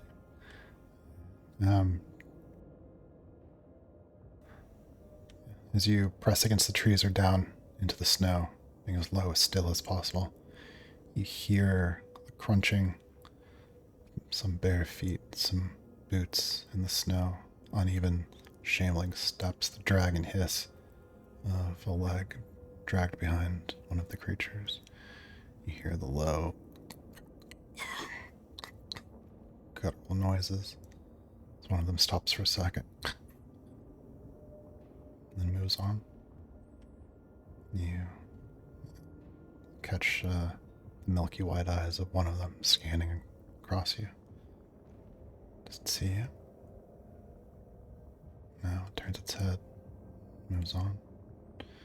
Before too long, the mass of them, twice as many as you thought there were, shamble by, heading down to the southeast.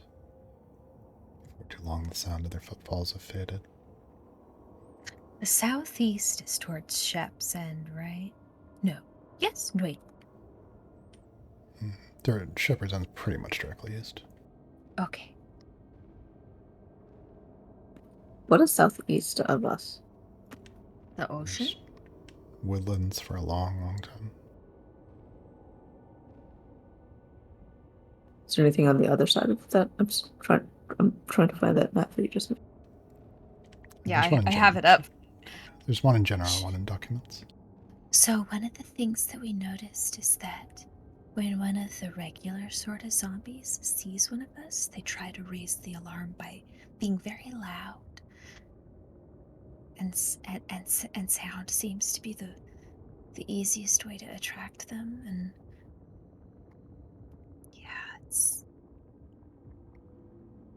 I'm just so worried that if these are headed that way, that there might be more that are headed towards Shepherd's End, and that we should be.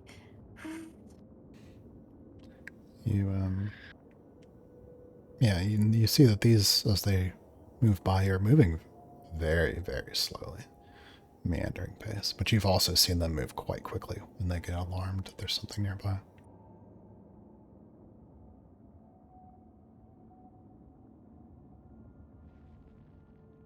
Do you think that they were sent? It's an awful lot more than we found the first time. I mean, it could be anything. Think about how animals move. Maybe they're out of resources. Maybe I don't know, maybe they move in herds naturally when there's enough move. Let's keep going where we're going and hope we don't encounter any more. Yeah. Those in Shepherd's End can take care of a batch or two like that. Doesn't look like they're heading towards Shepherd's End. No, It's just more forest and the coast. Maybe some tiny villages though too.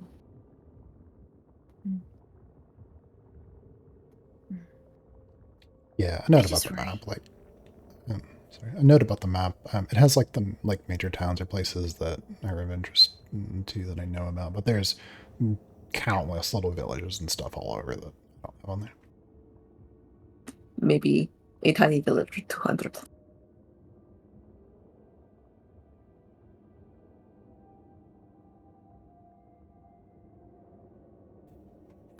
Sorry, Yeah, you're it's right. like- You were talking. Yeah.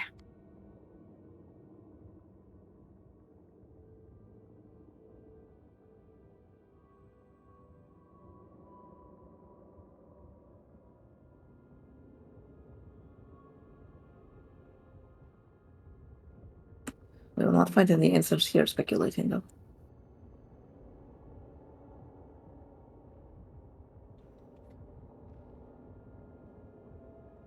You move on before it's gotten dark.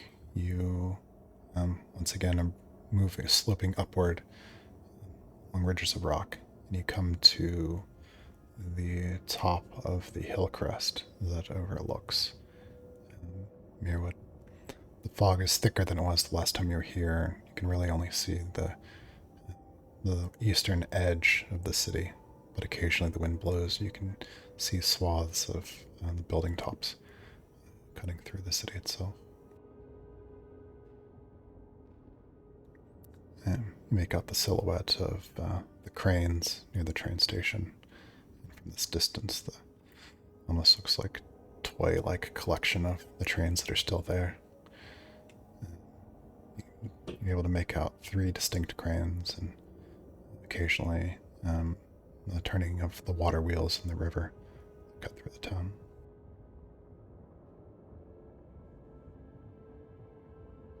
Any sign of the big guy? Roll advantaged perception check since you already know where to look.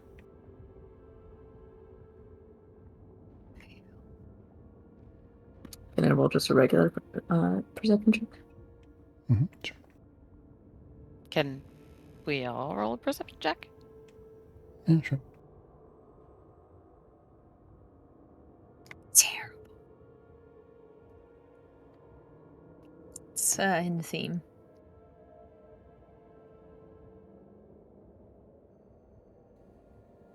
Yeah, after a few moments, I think Shalatu's the first to catch a glimpse. You see a bit of movement near the town square behind some of the taller buildings.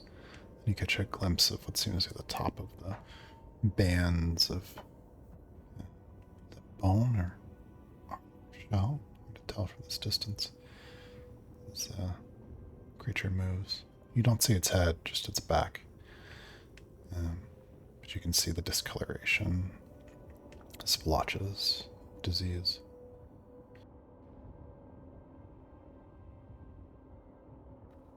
Squints and then points at it wordlessly, and her nostrils flaring as though she could actually scent it on the breeze even this far away. That does not look healthy.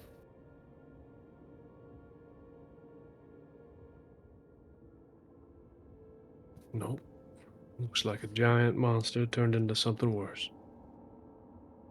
It still moves, so it isn't just squatting. It only moved around in that little area when you saw it before. I didn't see it. I got the clouds too many. I mean, that's where it's been hanging out. Weird that this behavior didn't change at all since it died. You would think that would do something about it. Sort of change your priorities.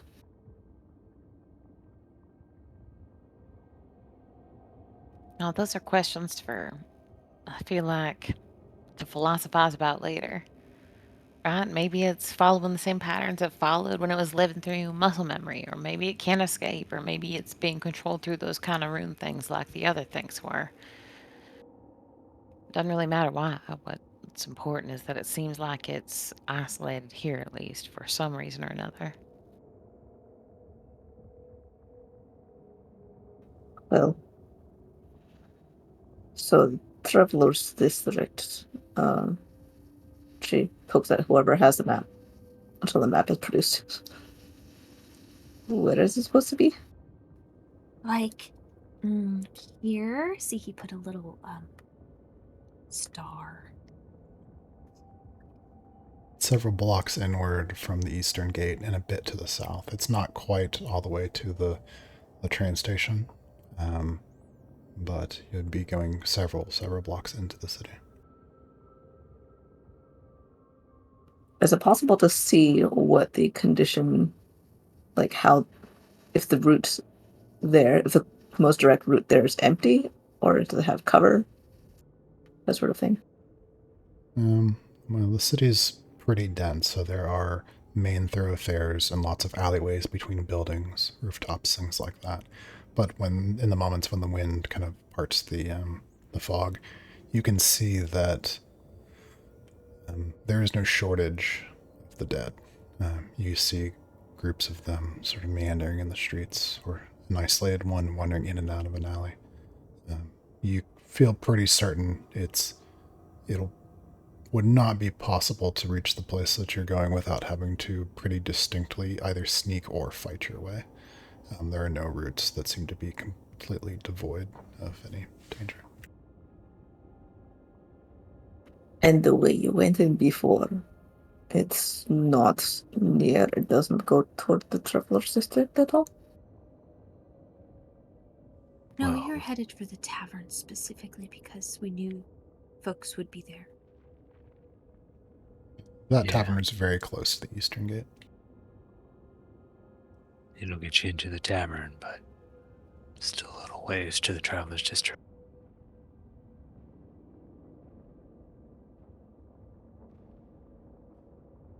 These tunnels they mentioned. Did you get to see them at all? Well, Wasn't it's a just very between a storehouse. short path. Okay.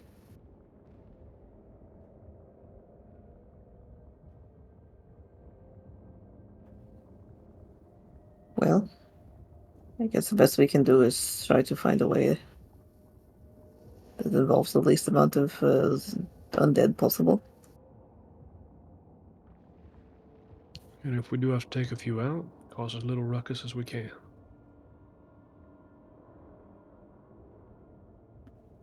Sort Well, of my wish plan Cypher is was to here put with up. us. I have a sign for one of the cranes saying, "We're gonna catch." What was the catch?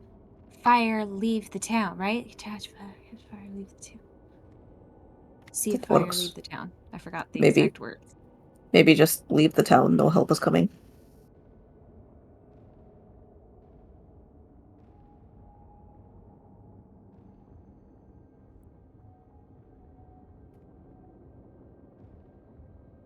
Awfully nihilistic. No, we are the help. And anyone that's left in here will get out. I mean, mostly just need them to get out so that we can set fire to the city. That's the whole reason of putting up these signs, right? Mm-hmm. Mm-hmm. But And I'll be yes, writing notes on walls as we travel through whenever there's a moment. I'm on the scribbles I'm putting in the city. I'm definitely going to mention to head towards Shepherd's Inn. okay.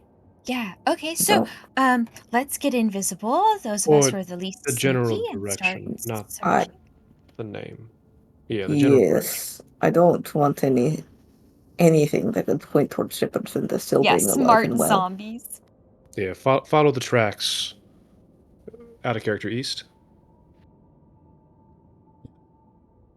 To Shepherd's End East. Follow the tracks east. Yeah. Leave town, follow the tracks east. That's what I'll write.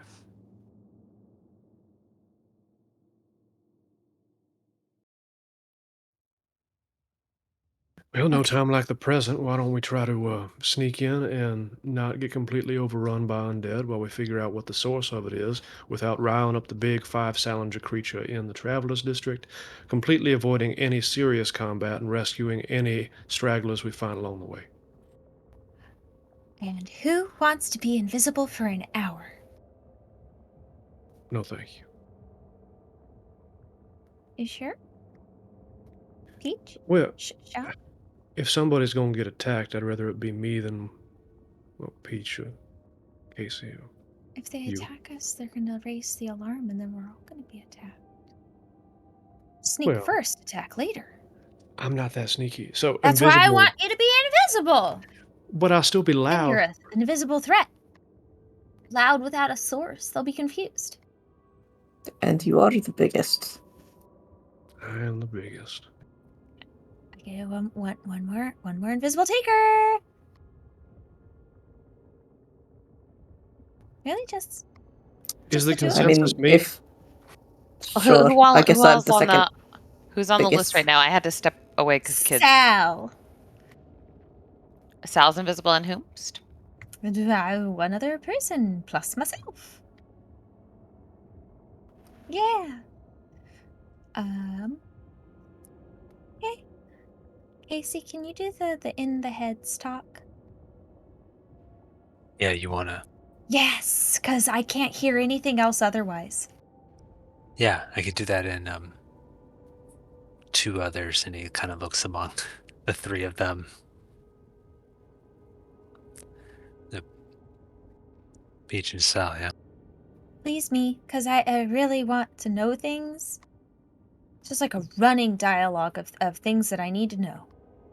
Things that you Absolutely. hear. Yeah, no problem. One thing that Okay. I forgot to do, I meant to do back at the lodge. Rumley gave you 2 potions of superior healing. You guys just decide who has them. Can I have one? Mm-hmm. But only if no one I can heal, like as a person that does things, but I can heal, so maybe I'm the last person you want that. I think probably one should go to Salinger as well because he's like one of the toughest. Mm-hmm. Okay, I'll take one. Take it. Okay. Also, if I'm invisible, I would need to be able to drink a potion because people wouldn't be able to Very good point. target me and heal. Of course, as soon as I attack. But, like, I don't know.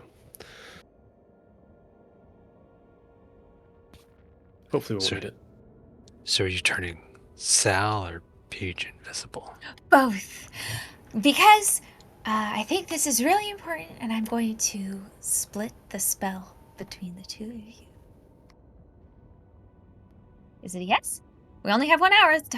It'll be like a speed run to the Traveler's Center. Well, here, let me do this Oh, first. okay. Yeah, in case he will start to speak in a low, deep voice, Ignan, that kind of rumbles down through the ground and up the legs of Peach, Sal, and Araya into your heads, and it just kind of rumbles there and dissipates. In case he says, "Can you hear me?" Loud and clear. Remind me how this feature works, Isaac. Can we all communicate separately with you independently, or can the 4 of us all communicate freely with each other? Just Casey. So yeah, Okay. it all goes through me, but I can relay whatever you might need to say to others. Okay, mechanically, I just wasn't sure how that worked. Thank you. And Araya will cast 3 spells. Firstly, invisibility using twin spells, so I'm spending one of those. Onto Peach and Sal. There seems to be a sparkling light, kind of iridescent, and as it touches you, light refracts until it just bounces all the visible light that you might have given off into nothingness, and you are invisible. But when she activates her ring, it's more like she gets swallowed into shadows. Very different vibes.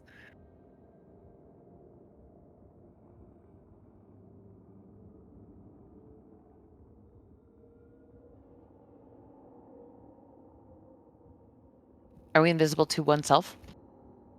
Yes. Peach looks down at her hands and is surprised to see nothing. You might want to hold hands. So Oh, I they think don't we're lose gonna. track of each other. Oh, I can't hear you. And Shalana said something about holding hands. I thought touching made the spell go away. Is that not true?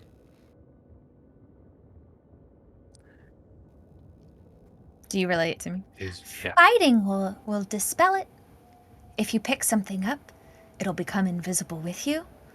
Holding hands, I held Shalati's hand so that we didn't get lost since we couldn't see each other. But I think if we just follow Casey and Shalati, that we'll have a pretty good sense of where we're headed. All together. If you pick something up, Sal picks Casey up. That's not how that works, no. Casey appears to fly through the air. No, more like a small thing. Like if you could put it in your pocket or your backpack, which is invisible presently. Wait, he's technically carrying me. Does that count as I'm also invisible? It doesn't work with creatures. Dang it. Oh well, set some time. Yeah. Anything more than swatting a fly, yeah, you'll most likely turn invisible again. I may peek into windows. Casey, I'm going to peek into windows as we make our way there and see if there's any signs of life. But I will be staying with you if you can't see me. I will be very close by. Yeah, fair enough. Let's go. Casey. Shout if you need help, since I won't be able to see you. But quietly. Do you want me to tell Ray that? Yes. Casey just looks at Shalani for a moment longer. Ray, you hear in your head. Shalani says, shout if you need anything. I can't really hear myself, and so I might shout loud enough that zombies can hear me. What if I'll figure it out. Don't even worry. I've got chalk. No, you'll be fine. Yeah, we're gonna be fine. Let's go. I've got only an hour. Well, looks like it's you and me. This feels weird. It's super weird, and I love it. She mutters to herself. Oh no, go ahead. Oh, she's just gonna move forward in stealth mode.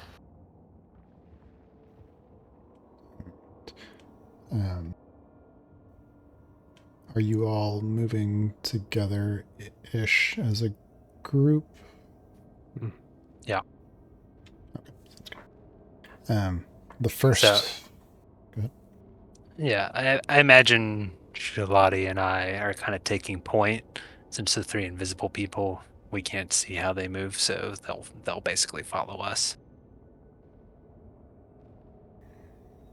Sounds good.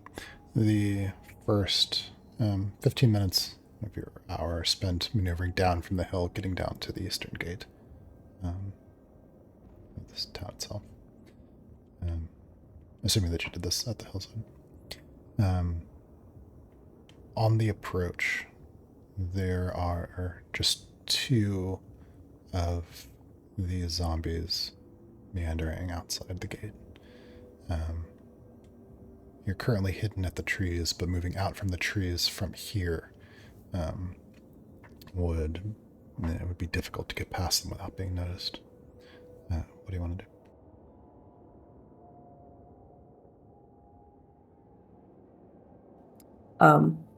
Is it possible to just not go through the gate and go over the wall? Yeah, you potentially could. Squatting there, kind of seeing the zombies just sitting there, essentially, or at least in the way. Yeah, they're just kind of meandering. So I'll do gestures with her chin in the kind of toward the south area and says, "What if we just go around the gate and go over the wall?" I'm very good at climbing, and I think you can fly sometimes. You noticed, yeah. Yeah, we can do that. Hard not to notice when you're leaping around in a fight. Casey stares at Shalani blankly for a moment. The three of you hear in your head. We're gonna move south a bit, go over the wall. Oh, I'll what if provide some we? help if you need it. Yeah, we could go through and then around to make sure that that's safe. Yeah, Casey nods at Shalani, then towards the direction they want to go. All right. I can probably get to the top of the wall without too much effort, and then I can put the rope down so everyone else can follow. Oh, I'm just gonna walk right through. Shalana has no idea that y'all are just going another way.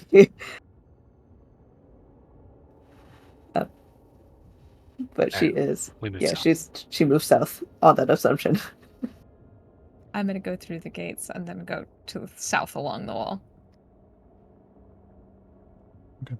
Yeah, these zombies are far enough apart to where you don't have to really worry about bumping into them or them hearing you more than likely as you move carefully, of course, past them through the gates. Peach would Is take that- the gate route as well. Okay, so Ray and Peach are moving through the gate. Solid Shalati's path moving to south. follow. So those three. Yeah. Okay. 3 through the gate, 2 over the wall. Yeah, moving a bit farther south away from the gate, Shalati, you reach the wall and you find a good place that looks like, well, this would be a good place to climb. The wall looks solid. The ground is even. She checks around to make sure that none of the zombies are within eyesight, or at least the fog is giving them cover, and then tugs on her gloves. Actually, she probably still has a grappling hook and hope, and well, I think she's gonna try and climb without anything first. Okay. Yeah, if you wanted to climb, trying to climb this without a rope or anything, that's basically gonna be like running at the wall and like kicking up and trying to jump and grab onto the top of it, because there's not really anything to grab onto on the wall itself. So this would be an athletics climbing check.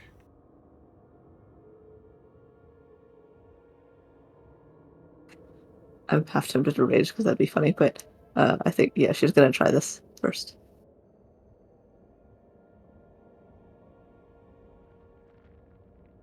The 23. All right, yeah, you easily make that. Please also make a stealth roll.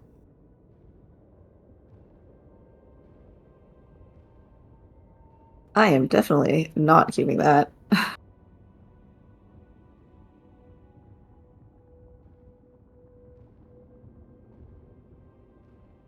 Yeah, you can ignore the +5, then uncheck it in time.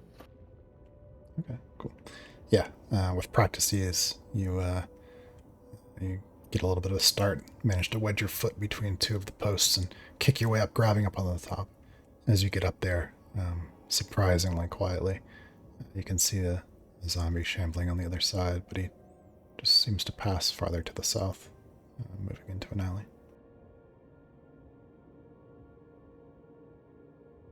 She hangs from her fingertips for a minute, keeping an eye out, and then muscles up over and looks down over the edge, puts a rope down for what she assumes are the others, but only sees Casey there.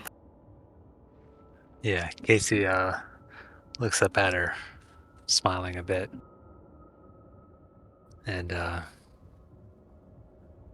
looks at her rope and waves his hand in a smooth motion, and all of the loose dirt at the bottom of the ground comes together and forms kind of a ramp against the side of this wall here, just below the rope. And he runs up the pile of dirt to jump towards the top of the rope, or the top of the wall. The three who went through the gate, you had to take sort of a roundabout route to get to where you needed to be because there were a couple of zombies roaming. But you see the grappling hook hooked into the wall. You see Shalati up at the top.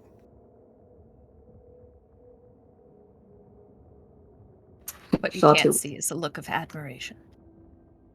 Salty waits for a while and then sees, after Casey does his molder rope dirt ramp trick, and then sees no sign of like invisible people climbing up the rope and says, "What are they waiting for?" Yeah, Casey, I guess presumably at the top of the wall with Shalati, he's like, yeah, they went around. What? That wasn't part of the. What? Why didn't you tell me? Why didn't they say anything? You probably see a cluster of footprints beginning to form in the snow. Yeah. You I guys, think she probably recognizes like the relative foot size difference between like Sal and then the two girls, and then just like does a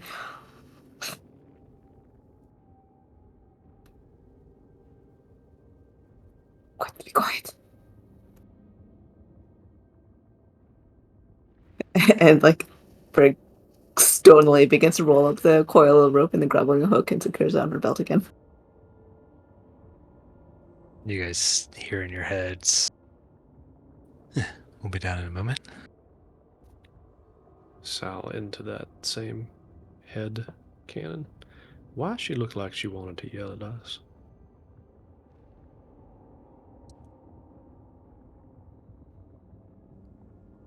Save it for later. Don't worry about it.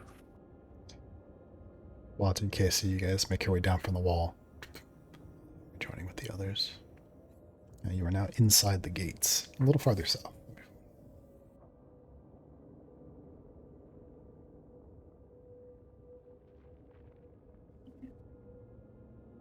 As soon as she reaches the other footprint, she's like, "Why didn't you see? Where are you going? Could you just go through the kids like that? What if you got no data that wasn't there?" Look, Araya made a break for it, and the girl can't even hear. I had to chase after her as soon as I saw those little footprints moving in. What was I supposed to do? Holler out? I told Casey in my head. This is a lie. She forgot to tell anybody. And I couldn't leave those two alone.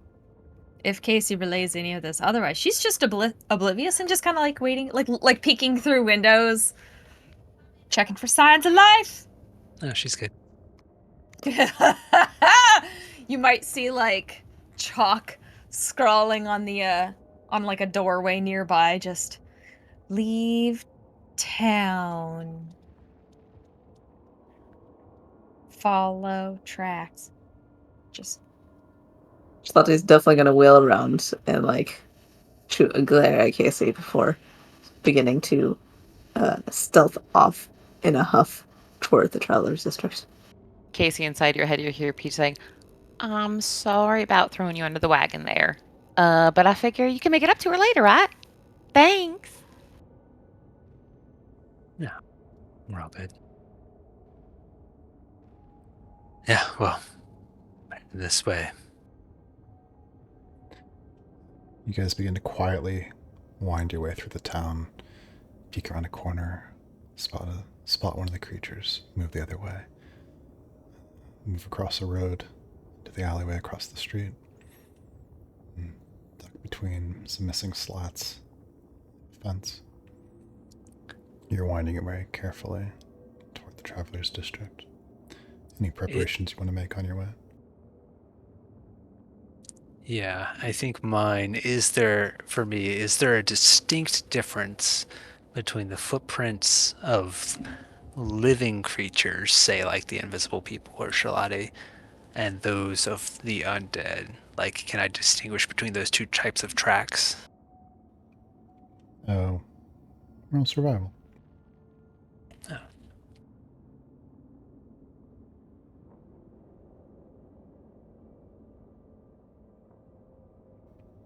Yeah. 6. The snow's messed up. Looks the same. Fair enough. Since they've regrouped with the wall climbers, Peach has been standing near Araya, being able to determine her relative location from like where the snow is swept away by her skirts or her tail.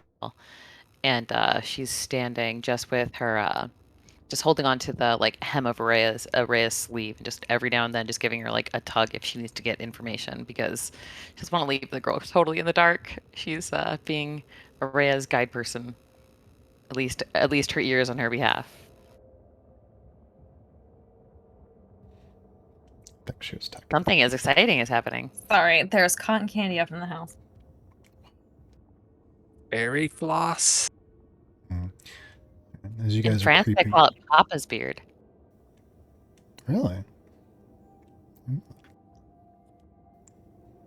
That's amazing. It's thick. It's just a bit asbestos.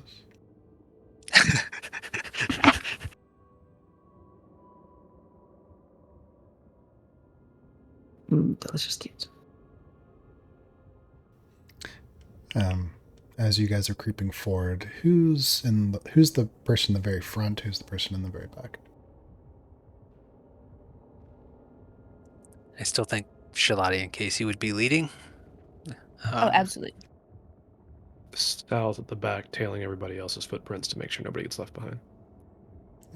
I can visually see you. I'm not going to get lost. Perception checks, please, from the very first person and the very last person. Shalati, do we need a Rochambeau to see who goes first? Yeah, I think we do. You guys are constantly elbowing for it. All right, D6 then.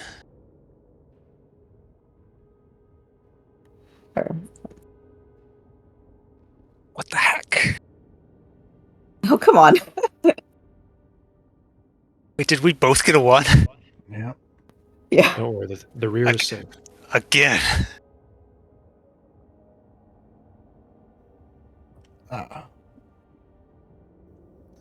Casey's first. Taking the lead.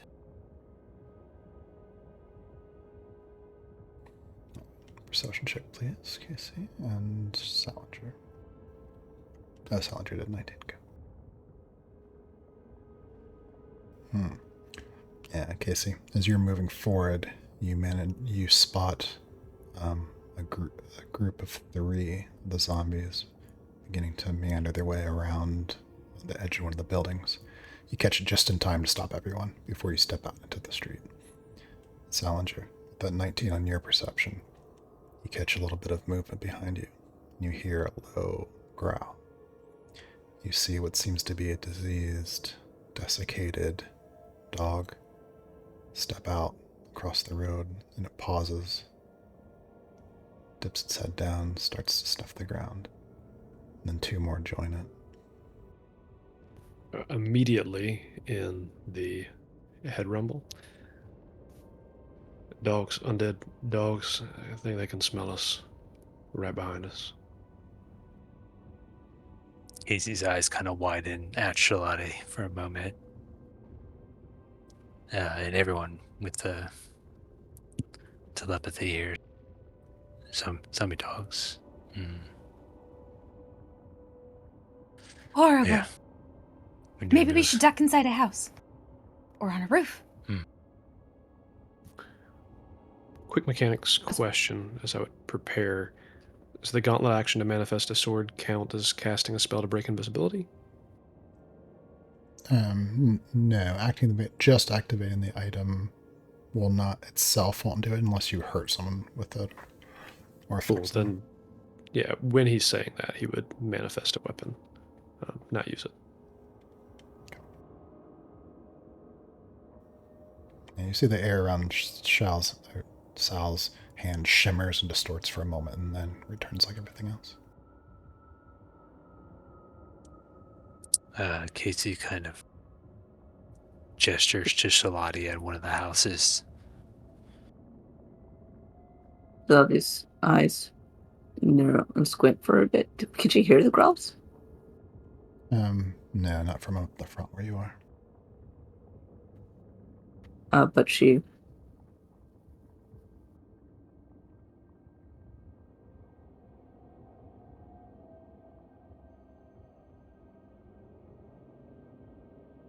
where's my trust stat?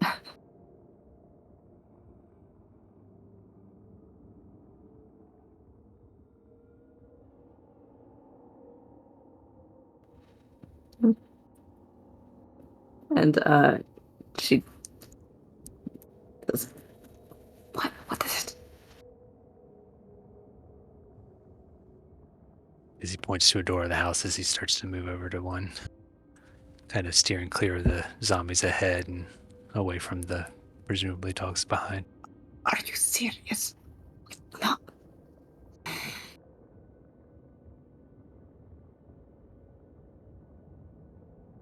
No, try one of the doors. Roll a d4. If it's even, it's unlocked.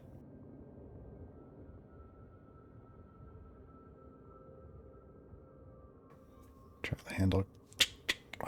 It's locked. You see the dogs, Salinger. They're starting to slowly make their way, following the line of your footprints. You see one of them sniffs the air. Here's the thing, though, Chris. Mm-hmm. Casey's lucky. No. No, it was just stuck. Locked. Slips in and There's a scrape of the door against the floor. It opens up.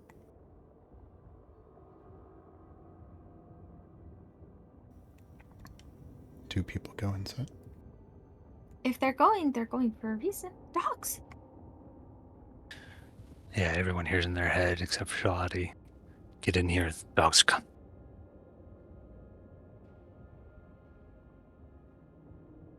Peach tugs at Rhea's wrist, even though she knows Rhea probably got the same message from Casey.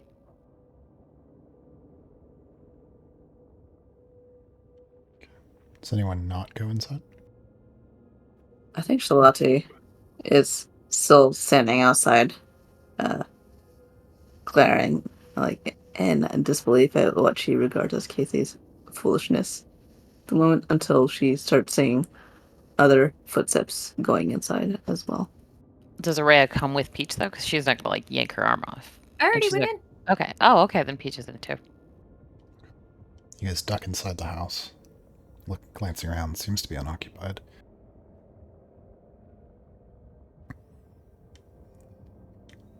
A bit of wind blows in through the open door.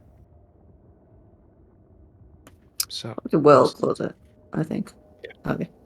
Yeah, she's probably going to be the last in the door since she did not believe Casey. Okay, you push the door.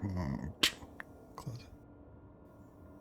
Yeah, when she turns around, Casey's right there.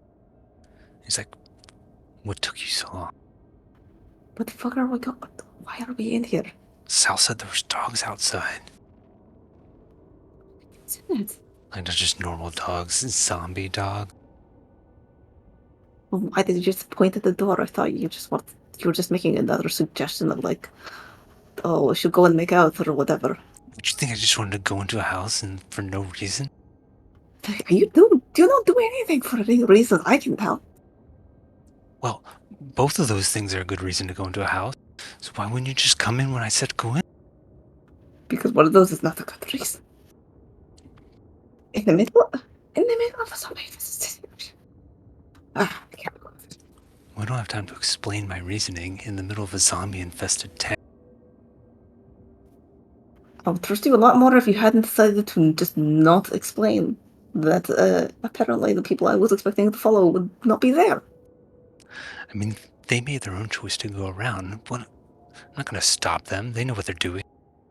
Yeah, and you could have told me. I did tell you. No, after we were already there, they'd already done it. I need to know these things. I need to know them so that I can actually make proper decisions. As she says this, you hear scraping on the door that you've come through. And she's going to stalk away as quietly as possible still, to see if there's like exits out onto a roof or a back window or something like that. There's a window on the far side of the room. The furniture in this place is pretty sparse. The floor, just straw. There's a stove, but long cold. There's another scrape of dog's paw against the door. You can tell it wants to be let in.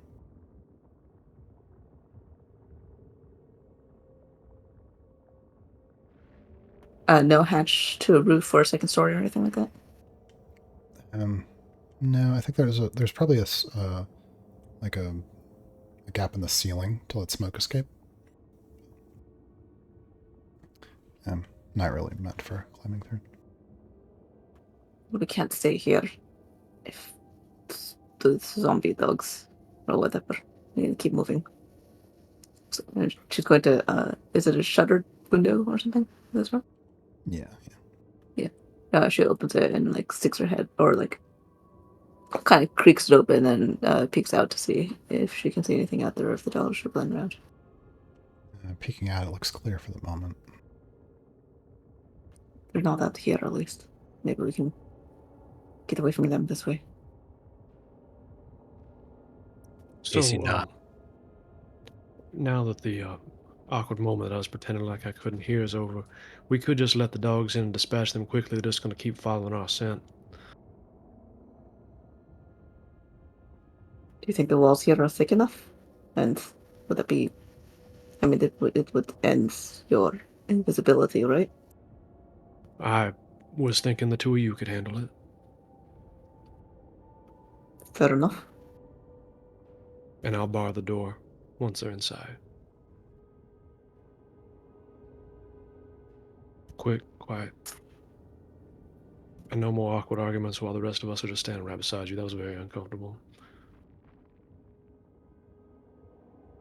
Salate pulls the glaive off of her back and brings it around.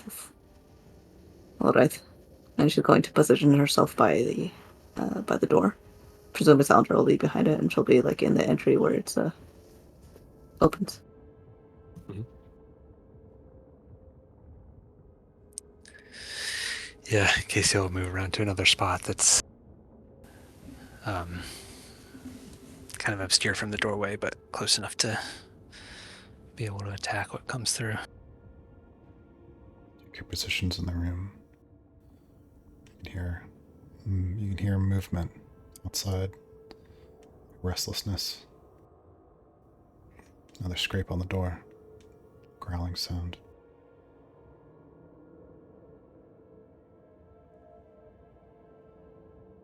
So you're going to open the door?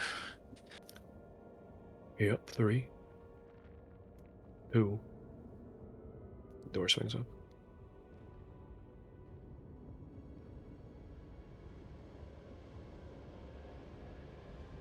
As soon as the door opens, you see the shape of the dogs there in the doorway, one of them taking the lead. His eyes fix onto Shalati Casey. There's immediately a growling and a barking, and it starts dashing into the room. Two more follow it quickly. The two of you have enough time to react as they're crossing the room, but only at range. What do you want to do?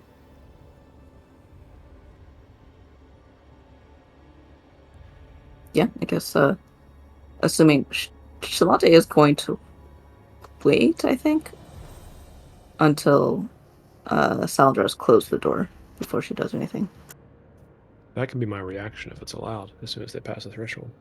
Yeah, as soon as they pass through, you slam the door closed. Well, Okay. at least you can, I suppose. But they're rushing through the room toward you. Quiet slam. Then she flicks up one of the javelins from the other side of her back, the one with the chain on it, and hurls it toward the one that's coming toward her. Yeah, make an attack roll.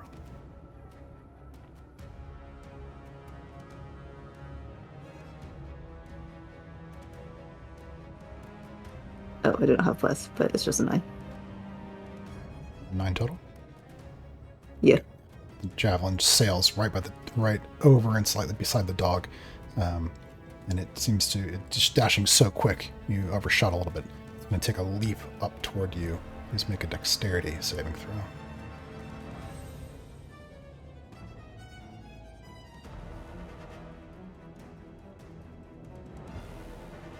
Sorry, apparently I just have blessed turn on everywhere. 17. So blessed.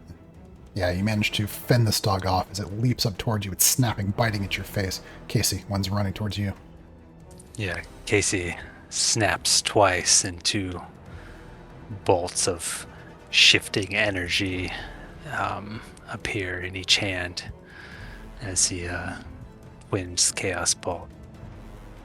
And he slings the first one at the creature closest to him. All right, make your first attack roll. Not moving. He has advantage on this roll.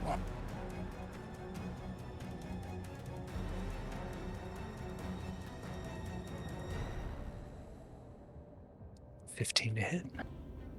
Yeah, 15 will hit.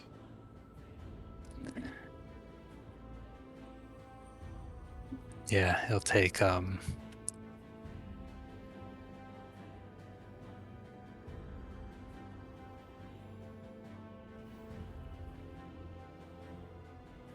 going to use a sneak attack dice. Okay, he'll take 13 lightning damage as the ball flies out and crackles through him with the blue energy. Dog's thrown back. It slides across the ground right at Peach's feet. The other one's rushing towards you, though.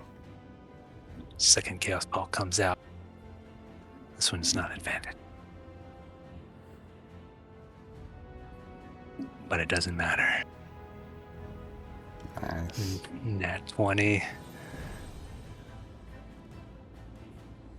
Oh, and double 9. Oh no, this is just gonna be the start of the burning down the city. So, second dog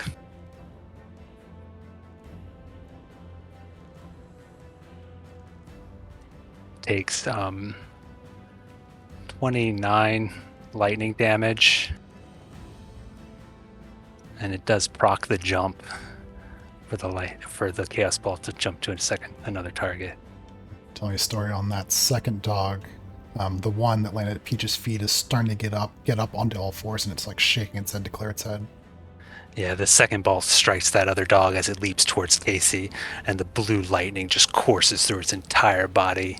You can almost see its skeleton as it surges through him, and he just slides down past Casey, and he just shudders there for a moment as the energy courses through him, and then shoots out towards the dog that came towards Shalati. Make an attack. It's a 16 to hit. 16 hits. How much damage? So this will be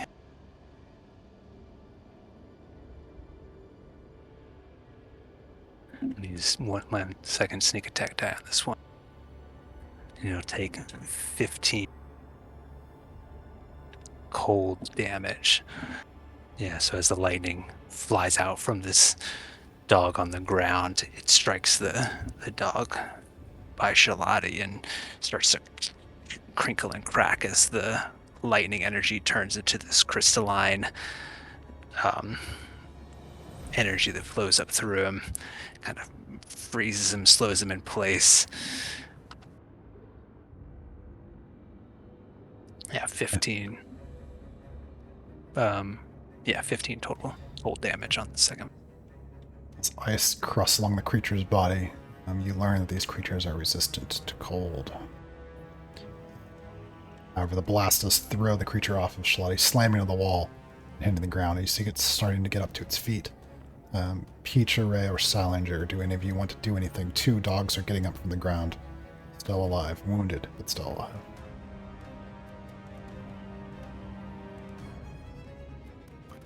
So I would say something. I could cast invisibility again, but not the ring. I don't know if the ring. I've never tried with the ring. I can relay that with my reaction if it's okay. Or if it's just mental and doesn't use it. You got a split second. Okay. Yeah, If you need help, just say yes or no.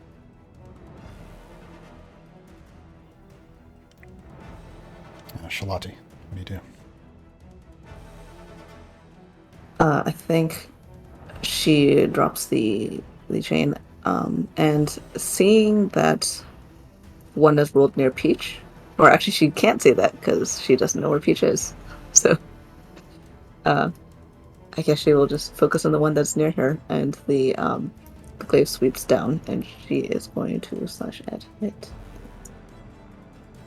There's like a weird sort of shimmer, almost a ghostly blue echo as she strikes down. Just 14 though. 15 hits. So that will be 6 slashing damage. Tell me a story. As she does so, and it this is the one in her. She spins, and the blade takes its head off. And as she does, there's that echoing, the sort of after echo of movements in her motion, and then it slides back into her again. She doesn't seem to notice, and is instead going to start running, like darts toward the second one as well. I think that will be. And as she slides to it, as she slides to a halt next to it, there's again that picture of like her heels sort of. Sorry, my brain. I'm very tired and I can't think of words right now. Again, there's that. It's almost like when those serpents come around her when she focuses, but it's not quite that. But there's these faint little wisps of blue-green around her.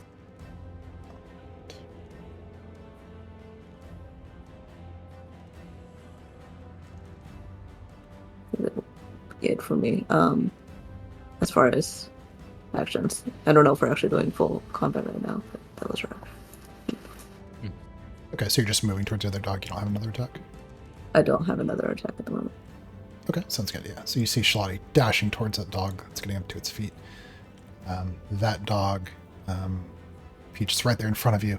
You see it get up on its feet. It's looking at Shalati. It's going to run and take a leaping bite at her if you don't do anything. Oh gosh, sorry, Peach. Kate is God, Peach grabs her shears and stabs them into the dog, and she'll throw a sneak attack die in there because the dog definitely didn't see her. All right, advantaged attack.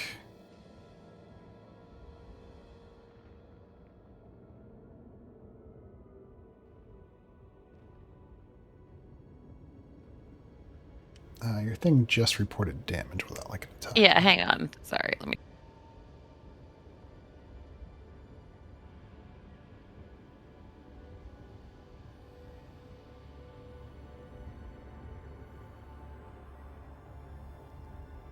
Oh, that'll definitely hit. Add that sneak attack die in there too. Or was that the first one? That was the first one, we'll say. All right. Peach, as you stab the shears in and the invisibility vanishes from you, tell me a story as you kill this dog. Zombie dog, non-living, doesn't feel pain.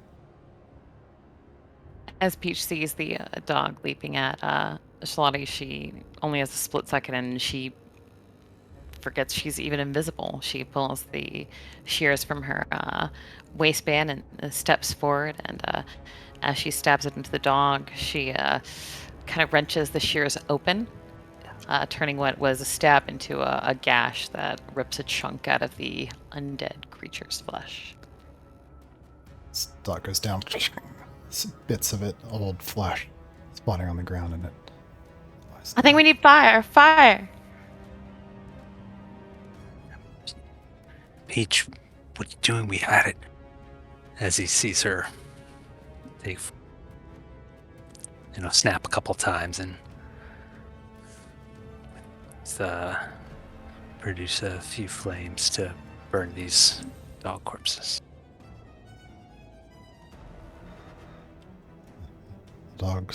Zombie dogs lie dead. Again, the door closed. I would like one of you to volunteer to roll a d20 for me. If you get above a 12, your actions here have been noticed. Have been noticed? If you get above a 12.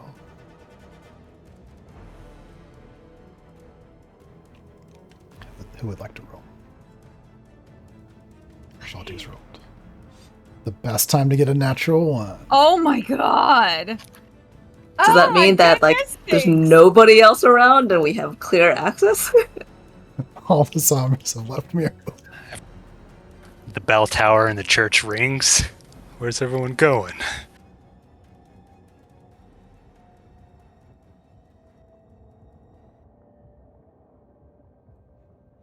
Hearts pounding in your chest. A moment passes. Do the zombies outside hear you? Are there more coming? The moment passes. Nothing. Just the bodies of these 3 zombie creatures lying on the ground. Ray, as you begin to move, you feel a tug. A javelin has pierced the edge of your skirt. It's pinned it to the wall. Of all things.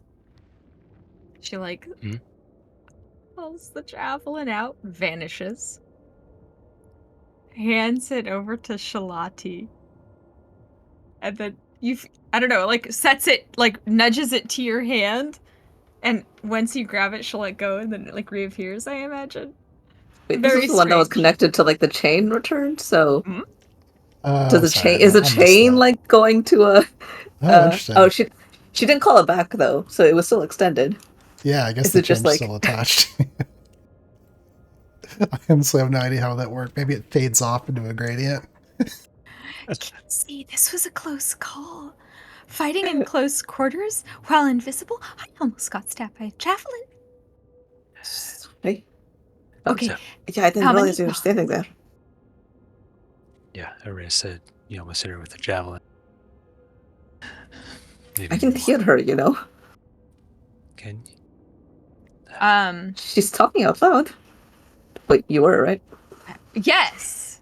She's Oh, still you're talking just- like a drunk person, like a little too loud. Yeah, just just slightly too loud. Just be like, oh my gosh, fighting at close quarters is a terrible idea while invisible. Do you think that we should keep going forward while we're invisible? Yes, no, nod your head. Araya, keep it down.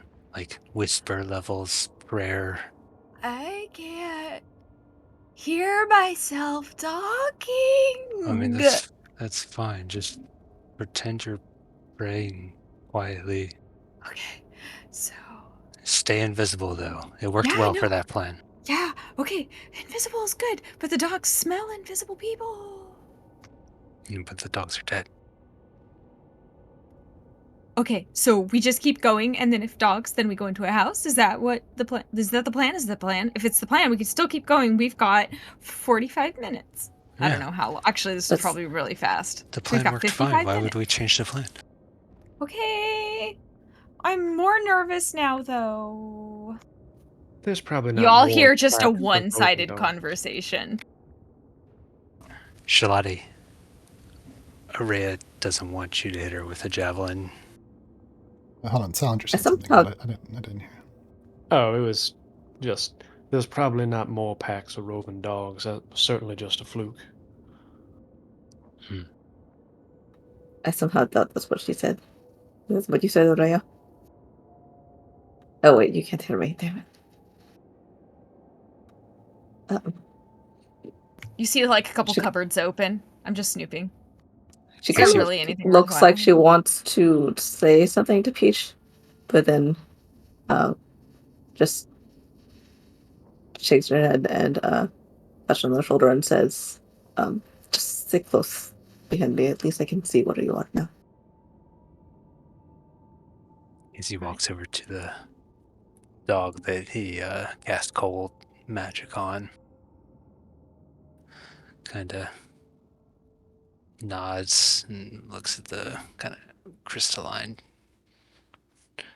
damage over its body. It's like, why do I use anything but fire or lightning? Kind of glances at the other one that got hit hard with lightning.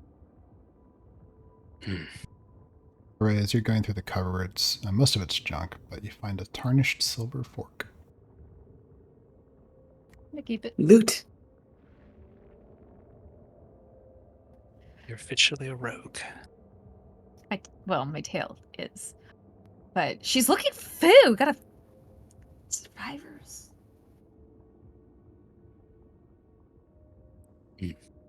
So are we moving on then? Yeah. Slutty is opening the window to climb out. You see the door open a peek. Peeking out into the alleyway. You see the footprints from where the dogs gathered at the door, but nothing else in the immediate area.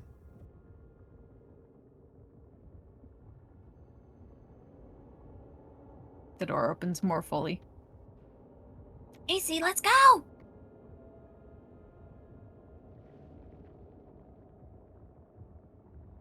Because I'm invisible, I'm gonna go and sneak around the corner and take a look. Perception. Well, you don't need to roll. Right. You sneak out through the door, peek around the corner. You can see fog in another direction. The moment this next stretch to the next set of buildings looks clear. So, Isaac is actually AFK. But Oh, wow, I didn't realize that. let's pretend he relays what I say. The next area is clear as far as I can see. But it's foggy, so we'll take that with, a grain of salt.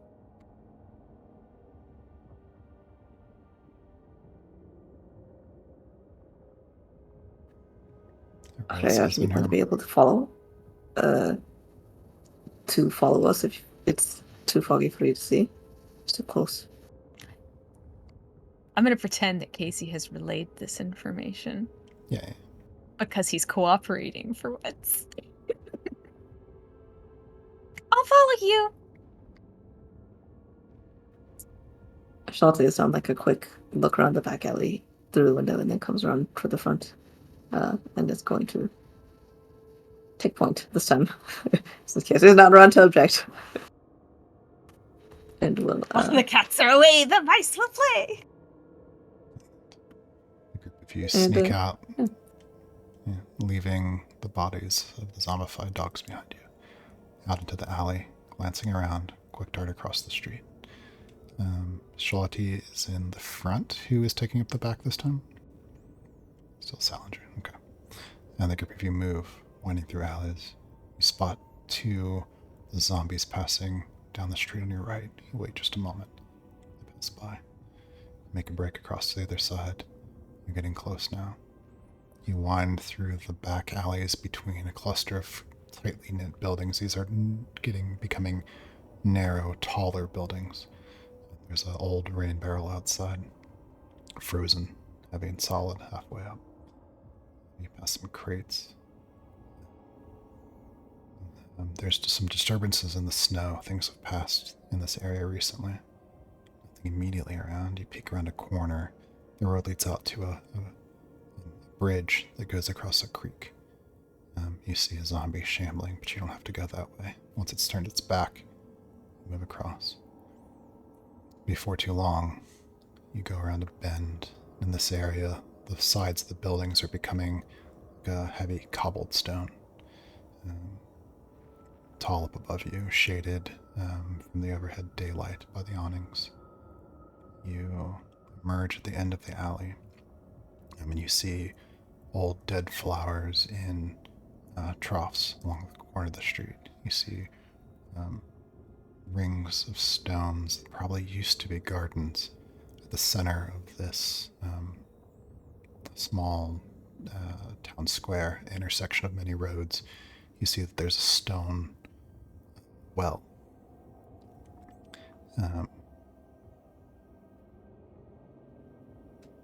The ground around this well is blackened and strange. And you see perhaps the faintest hint of a greenish glow from the interior of the well itself. The buildings along the edge of the town here, or at the edge of this square, are a variety of shops. You see a tavern. In front of the smithy, you see a big, looks like pile where someone has taken scrap metal and shields and weapons probably meant for the army. They've just piled them all together right there out in front of the blacksmith. You see one zombie meandering the very far side of this area.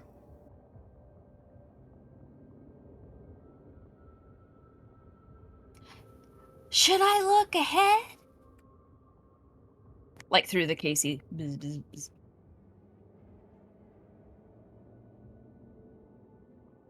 It's a pretty open area, right? Or there's Yeah. no like cover to get around. No, once you leave this alley, you would be out in the open. There are probably 5 different streets that converge here at this town square. You can see some old abandoned carts that were selling goods. You see many storefronts. The largest feature sort of this area seems to be a two-story inn. And judging by the carving on the sign, the facade, probably a more expensive establishment. Savager, can you go with that? Yeah. Through the Casey. It's how far is it from where we're standing to that well, roughly? 30 feet? Okay. Yeah. The well's Then- right at the center of the area. She just nods toward Araya. Just don't go in the well. I'm just saying right now. Don't like go into the well. The well looks necromantic. I don't know what they're going to do after you suggested burning the entire city down. That's after we get out the survivors.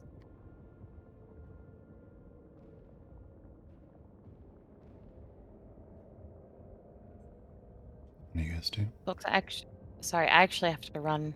It is past my bedtime, but Peach will quietly follow along, knowing that she doesn't have invisibility anymore, but she'll be chagrined into silence.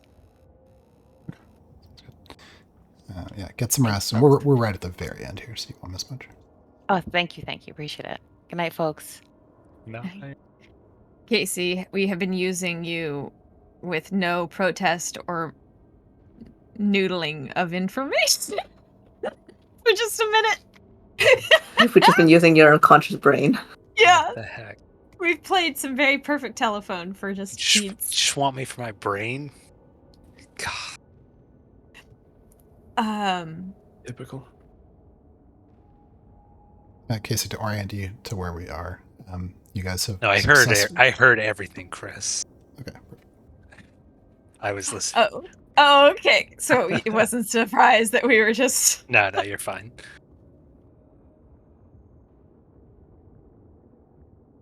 What I really want to do is just find the easiest path forward or see around some corners to see if there's anything in the way that might hurt you or see you, especially if there's more dogs. Yeah, you're freaking invisible. Go Yeah, for I'm it. gonna just go. I'm gonna walk forward and really keep the lookout. Like, there's just one zombie, but I don't believe that. Eyes out for more Forward. zombies. You creep forward.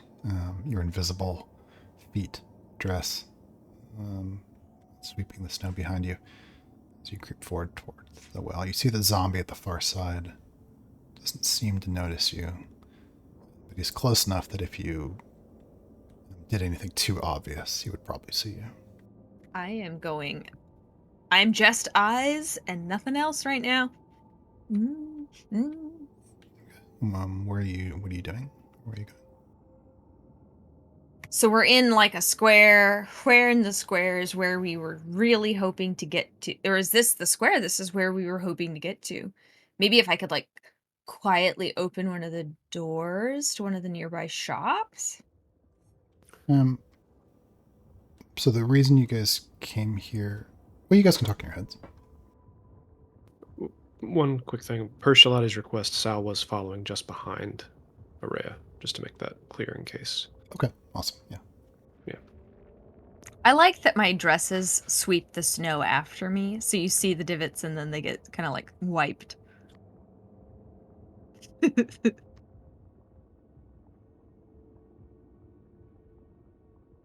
So in the head rumbles, we checking buildings, or that Yeah, let's well just- looks unsettling. Very. Doc would want a sample. No, but that sounds terrible. What if I could bless the water? Do you see that there is a bucket beside the well with a rope attached? That's very loud. Putting it in the water source would be a quick way to spread it through the population. Mm-hmm.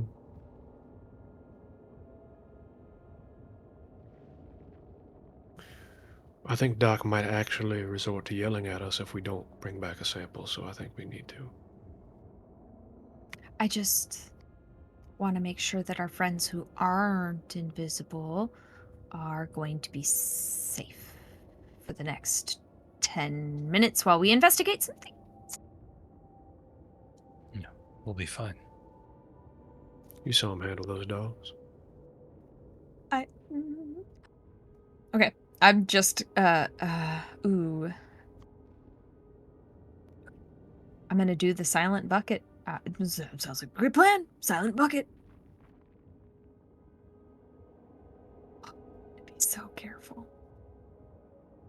I have know that. advantage on stealth when it comes to sound. I just don't know if that counts for the bucket. This will probably actually, well, as you reach the well, the center of the town square, you can see it's ringed in stones, and there's some soil there where more than likely some beautiful flowers had once grown and have now rotted. You see the bucket with the rope on the side, and just as you get closer, you can kind of peer down. It's pretty deep, but down at the very bottom, you can see a dim, greenish, sickly glow.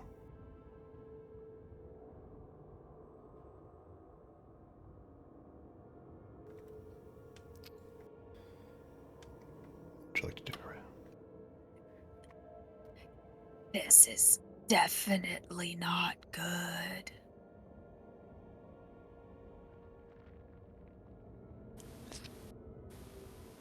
Is there water down there?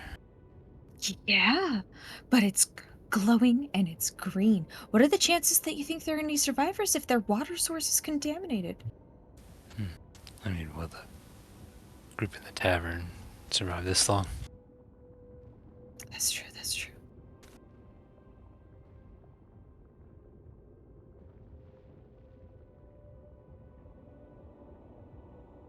Are you gonna grab a sample? Could I use Mage Hand just to cup some water and put it in? Can I use just Mage Hand? No, but I can't. Can I cast? Can I cast Mage? Mage Hand isn't like a PvP spell. Does Mage Hand have any verbal component?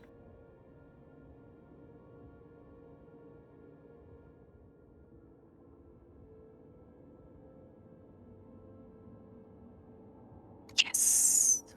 Never mind. So it would be audible, and you casting a spell at all would remove your invisibility, but it would Yeah. not. It would not remove the invisibility on your friends. No. Never mind. I'm gonna the bucket. I'm gonna try the bucket. I'm gonna put the bucket down. Slowly lift the bucket. Watch the zombie. Slowly lower the bucket. Watch the zombie. Excruciatingly slow. Eyes pinned to the zombie for the slightest bit of movement as it kind of wanders to the far side. Slowly lower the bucket down. Roll a sleight of hand for me, please.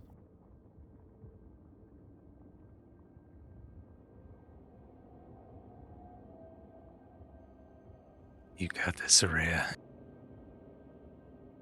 If I was doing this with my tail, sleight of tail.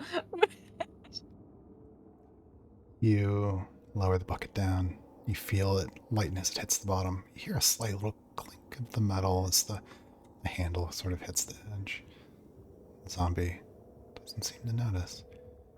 You feel it sink down, and then you feel the weight as you begin to lift it. You start lifting the bucket up toward you. One careful pull at a time. Squeak of a wheel. Zombie pauses. Moves on. You get the bucket all the way to the top. You see the zombie just wander a little bit, a couple steps away. It didn't notice you. So I'm just gonna use a a water. Oh God. Put my water skin into this and just take some water for store. She's like gagging. No one can tell. This is a private moment of disgust.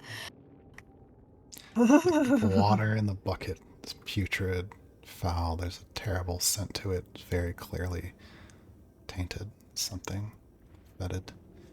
So she does not touch it with her skin or hands. She like lowers the water skin by its like little leashy thing. It just like fills some in there. Ugh. Taking a sample of the water, the outside of the water skin, of course, and almost a filmy slime, like water left in the sink for too many days. Far end of the courtyard. No movement from the zombie. Let me have everyone. No, you don't need a perception check for this. Azarea is at the very end of filling the water skin. All of you.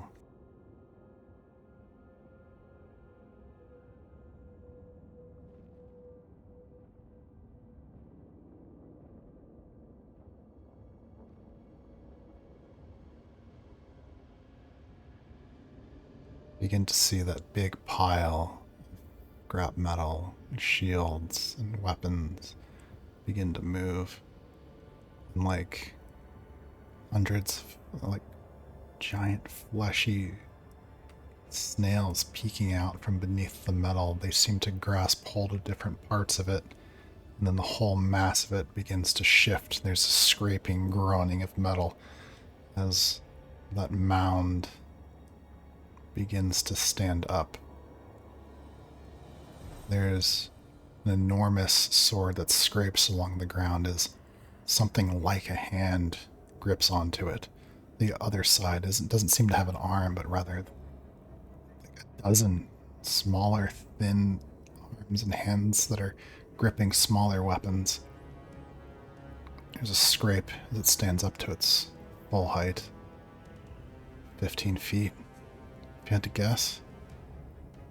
One half of its body almost enormous plates of armor, as though they've taken all the scrap from the blacksmith. All of the leftovers, maybe a shipment made to be sent north. It's all been pulled together by whatever is under this thing.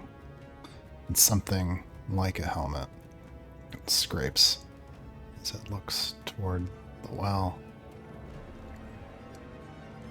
Takes a single step forward. And that's where we'll end for tonight. Excellent. Oh no. Now we got ourselves in the perfect amount of trouble. Perfect. I just keep hearing Gideon the Ninth in my head when she's like, it looks like that giant construct had swords as arms and I want to fight it. I'm reading that now, actually. It's pretty great. Yeah, Snails or nails? Snails. Well, Snails? I was just trying to give an impression. There's a fleshy something under all of that armor that's not entirely humanoid. Like almost like snails, like peeking out of their shells. Grabbing. Yuck. Oh man. Can I wield it? I would like to wield the sword monster. Yeah, what's the stats on it as an improvised weapon? Or is it just like a two-hander? By-hander. Rue could wield it. He's proficient in all weapons. Good job, guys. Good job. Yeah, that's good. Good call on the dog plan. I figured you'd Otherwise, use like- handle if anybody could. Peach's impromptu stabby moment was funny as well. Yeah, that was That's cute. good. I The don't moment falter of doubt. for it at all. Like, there's no wrong choices. Yeah, Yeah. Just interesting ones. Totally good. We will wield the snail flail next session.